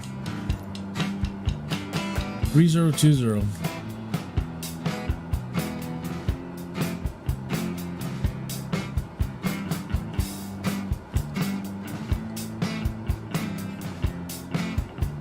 Kinneas 2-1, contact Denver Center on 134.5. Good day. 134.5, Kinneas 2-1. Denver Center, Kinneas 2-1, 16,100 feet. Kinneas 2-1, Denver Center, altimeter 30.15, continue as planned. Kinneas 2-1, contact Denver approach on 120.75. Unbelievable. Good day. This handoff swapping 120.475, Kinneas is 2. maddening. Denver approach Kinneas 2-1, 16,100 feet. Kinneas 2-1, Denver approach altimeter 30.12, continue as planned. 3012 now. Crazy.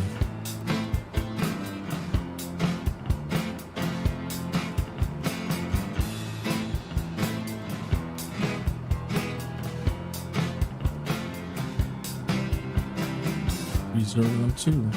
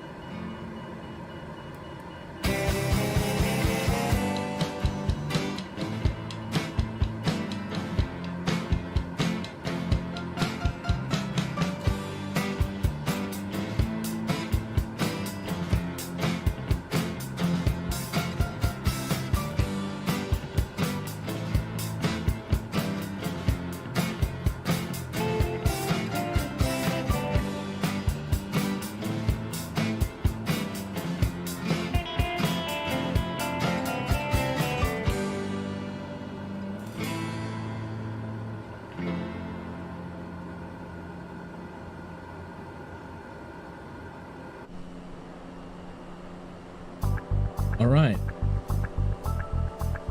Less than 150 miles to our destination.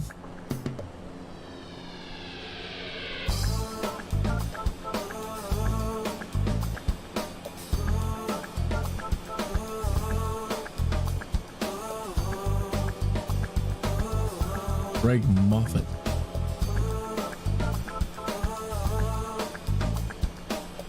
What's happening? Can't quite put my finger on it. I've been feeling some kind of way since this morning. Don't know what it is. Can't really explain it. But I know one thing. It's something. Something's in the air. I can feel it. Got me on the edge.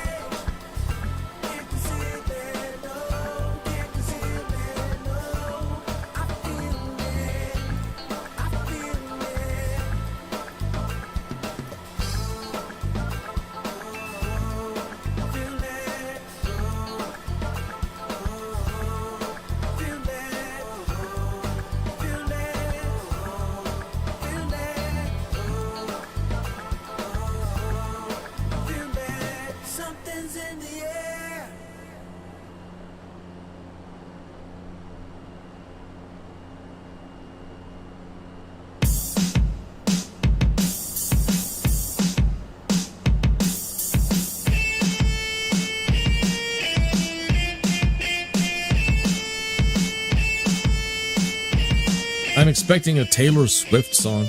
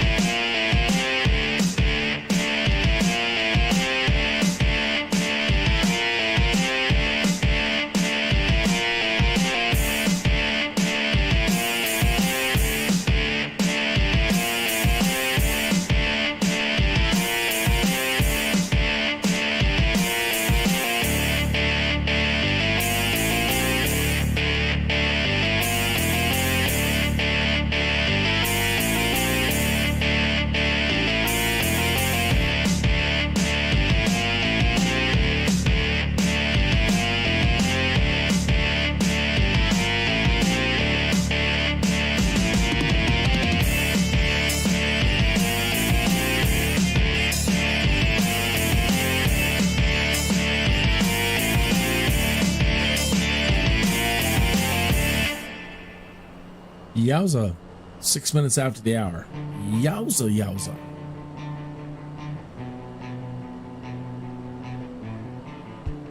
You can be perfect in an imperfect sort of way. You live it all alone, and then you put it all away. And you say you'll stay, but you can't stay long this time. And you say you'll stay, but you stay too long this time. This time.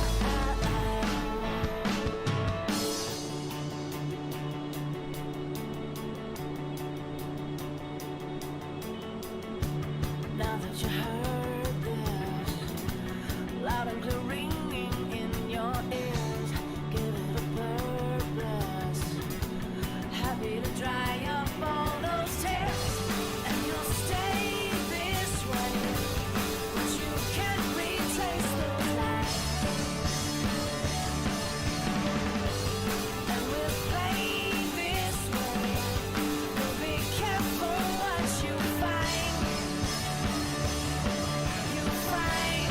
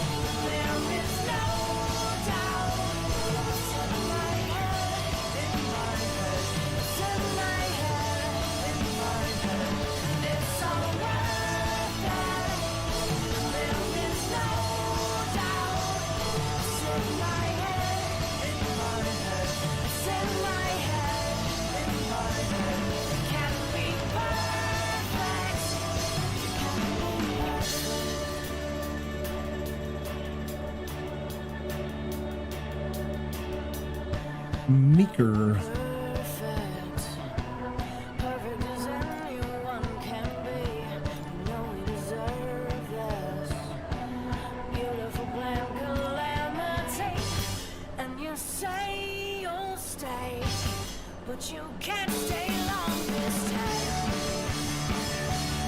Still too far away. Kinneas 2-1 contact Denver Center on 134.5. Good day. 134.5, Kinneas 2-1. Denver Center, Kinneas 2-1, 12,000 feet. Kinneas 2-1 Denver Center altimeter 30.20. Continue as planned.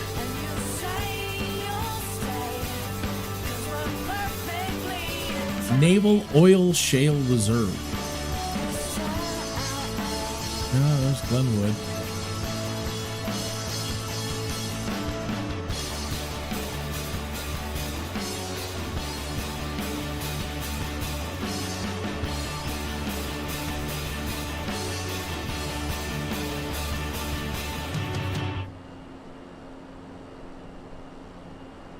Neat tune.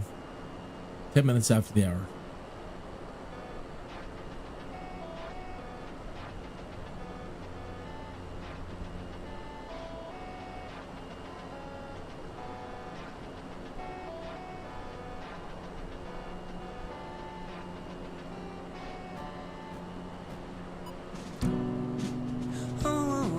That is our destination. Yeah. What is this? A license to breathe.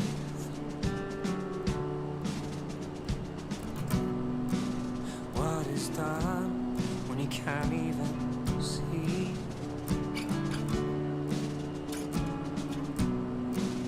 Time it out, whatever it takes.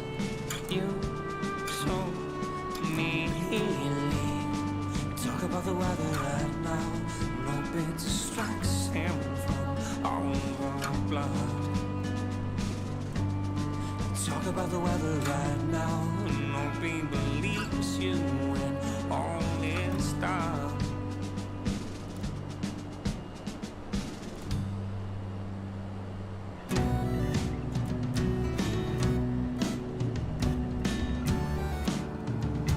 I don't normally like to do this. I did it a little bit yesterday. I need to speed things up a bit.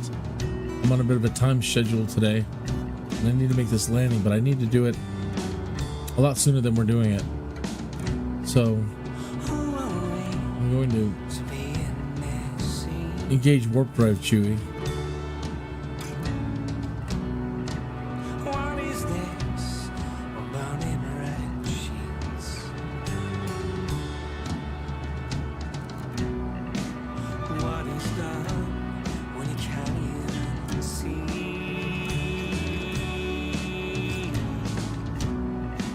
Nothing left but origami figurines. Talk about the weather right now, and nothing distracts him from all the blood. Kinneas 2-1 contact Denver approach on 134.9. Good day. 134.9 for Kinneas 2-1. Denver approach, Kinneas 2-1, 12,000 feet. Kinneas 2-1 Denver approach altimeter 30.09. Continue as planned.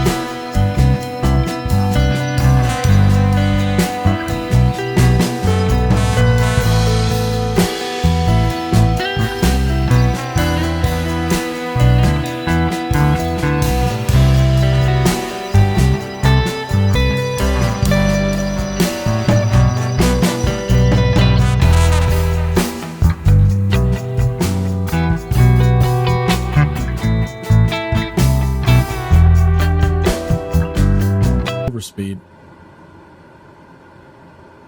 Well, you're pitching down with the engine still going.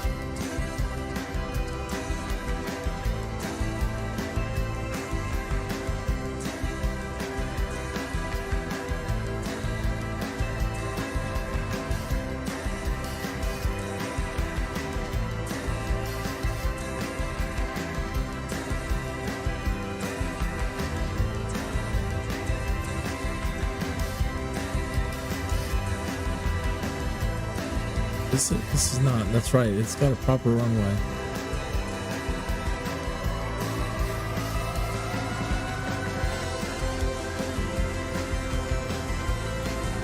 Is that it?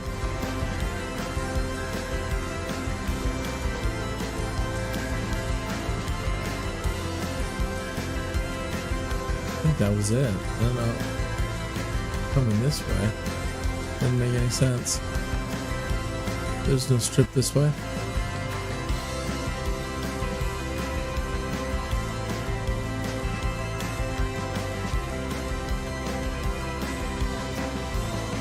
No, that must have been it back there.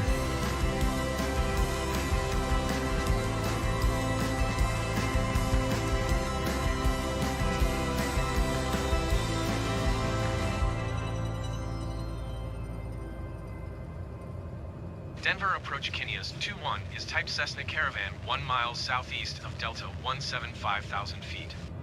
Request flight following. Kinneas 2-1 Denver approach. Squawk 4011. Squawk 4011 Kinneas 2-1.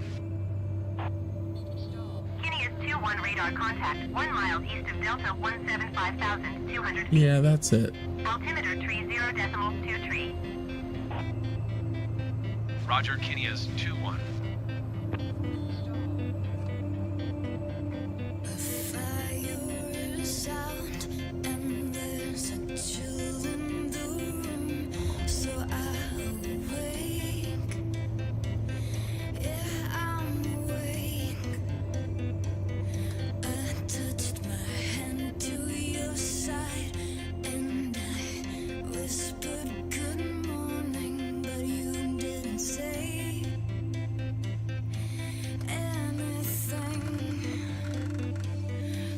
That should be it.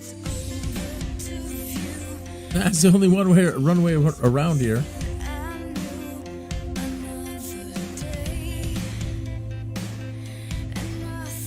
Well, we'll know in about 15 seconds, 20 seconds.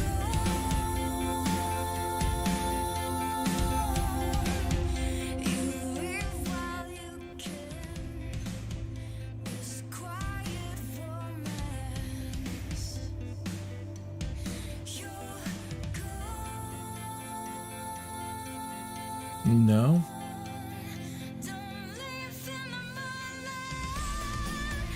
No way.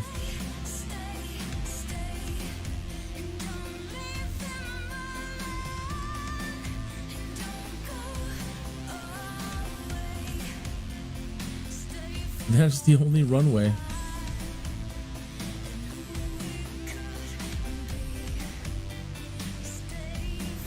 That one over there.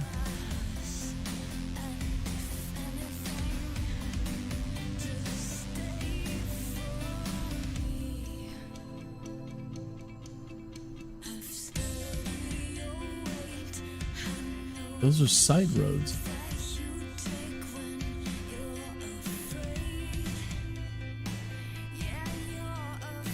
That runway?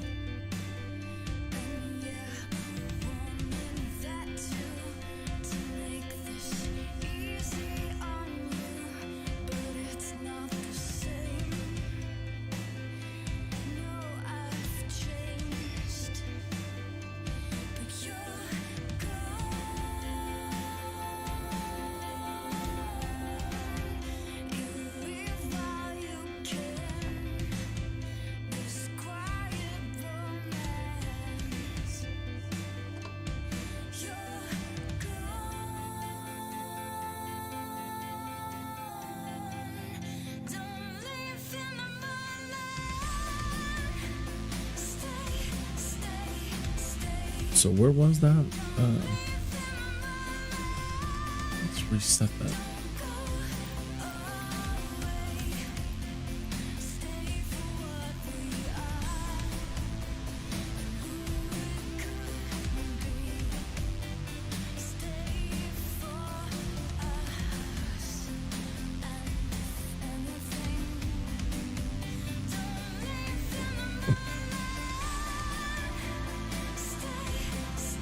Oh my god, we're gonna hit a tree? No way. Where are you going? Oh my god. What a joke. A cosmic joke on me. Wow.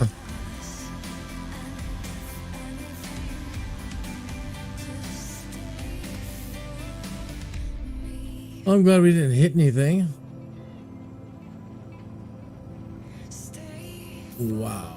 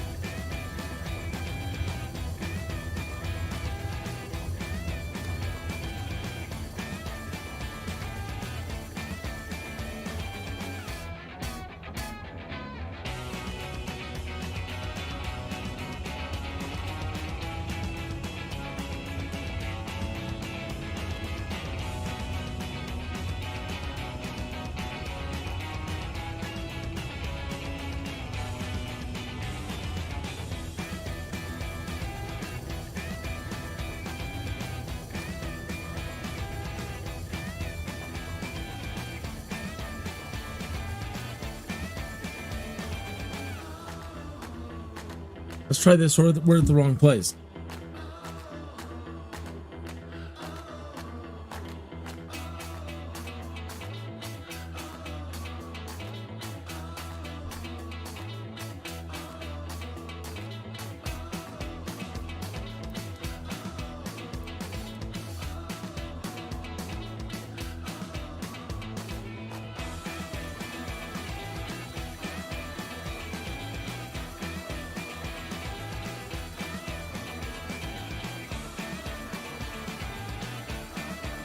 It says that we're there.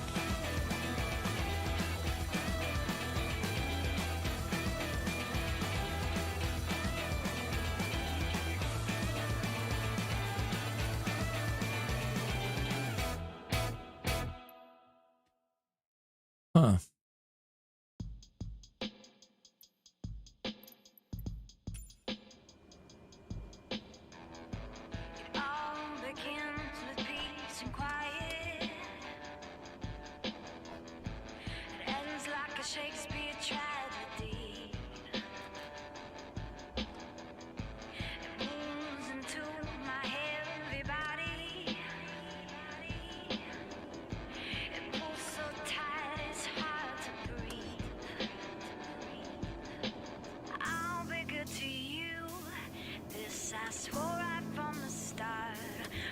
as unpredictable as you, I fall apart.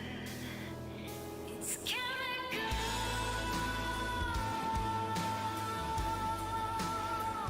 I lose control. It's chemical.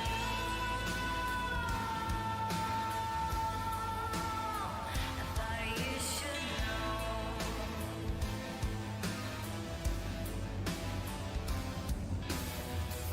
It comes on when I least expect it. What a confusing place.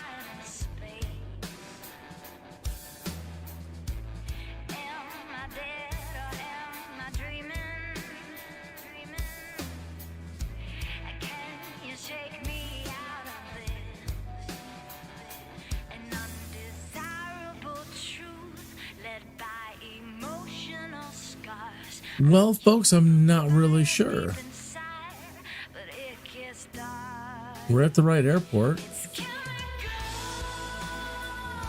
Well, I'm going to have to figure this out off of Livestream because I am out of time for today.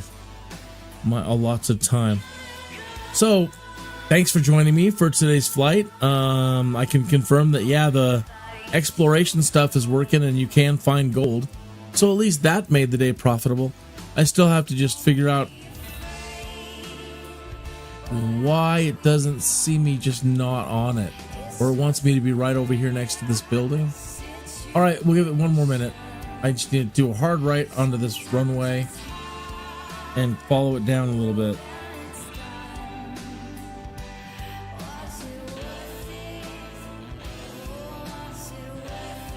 One more shot.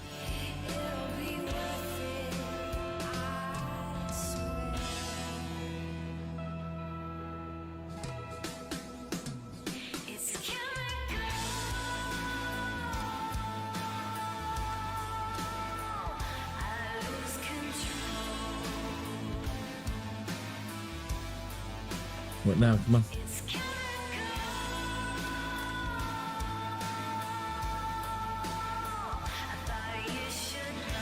No, that's reverse thrust. Better. Oh, that's not a runway.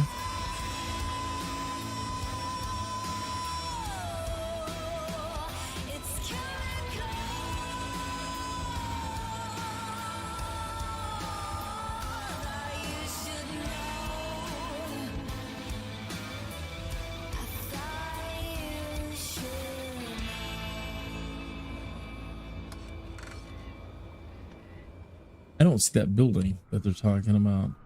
Yeah, it's right there. Directly to our right.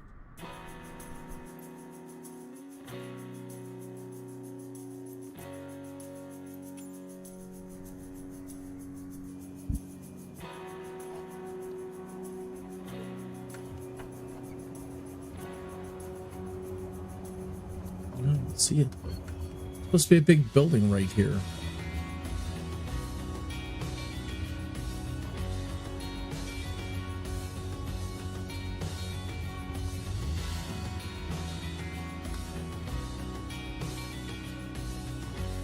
Oh well, is what it is.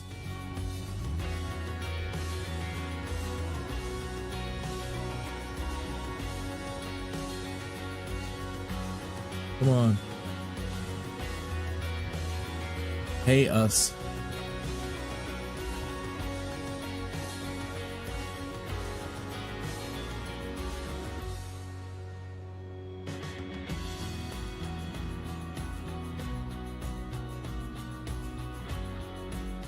Nope, it doesn't want to pay us. We're off somehow.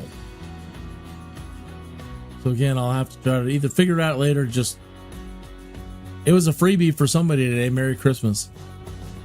Got a free ride back to Colorado. $34,000. Arr. 247.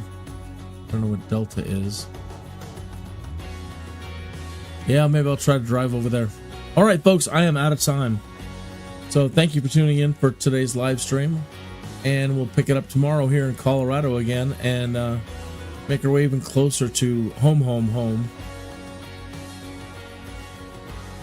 Well, let's turn this one off. Turn this one on, and you have a fantastic day.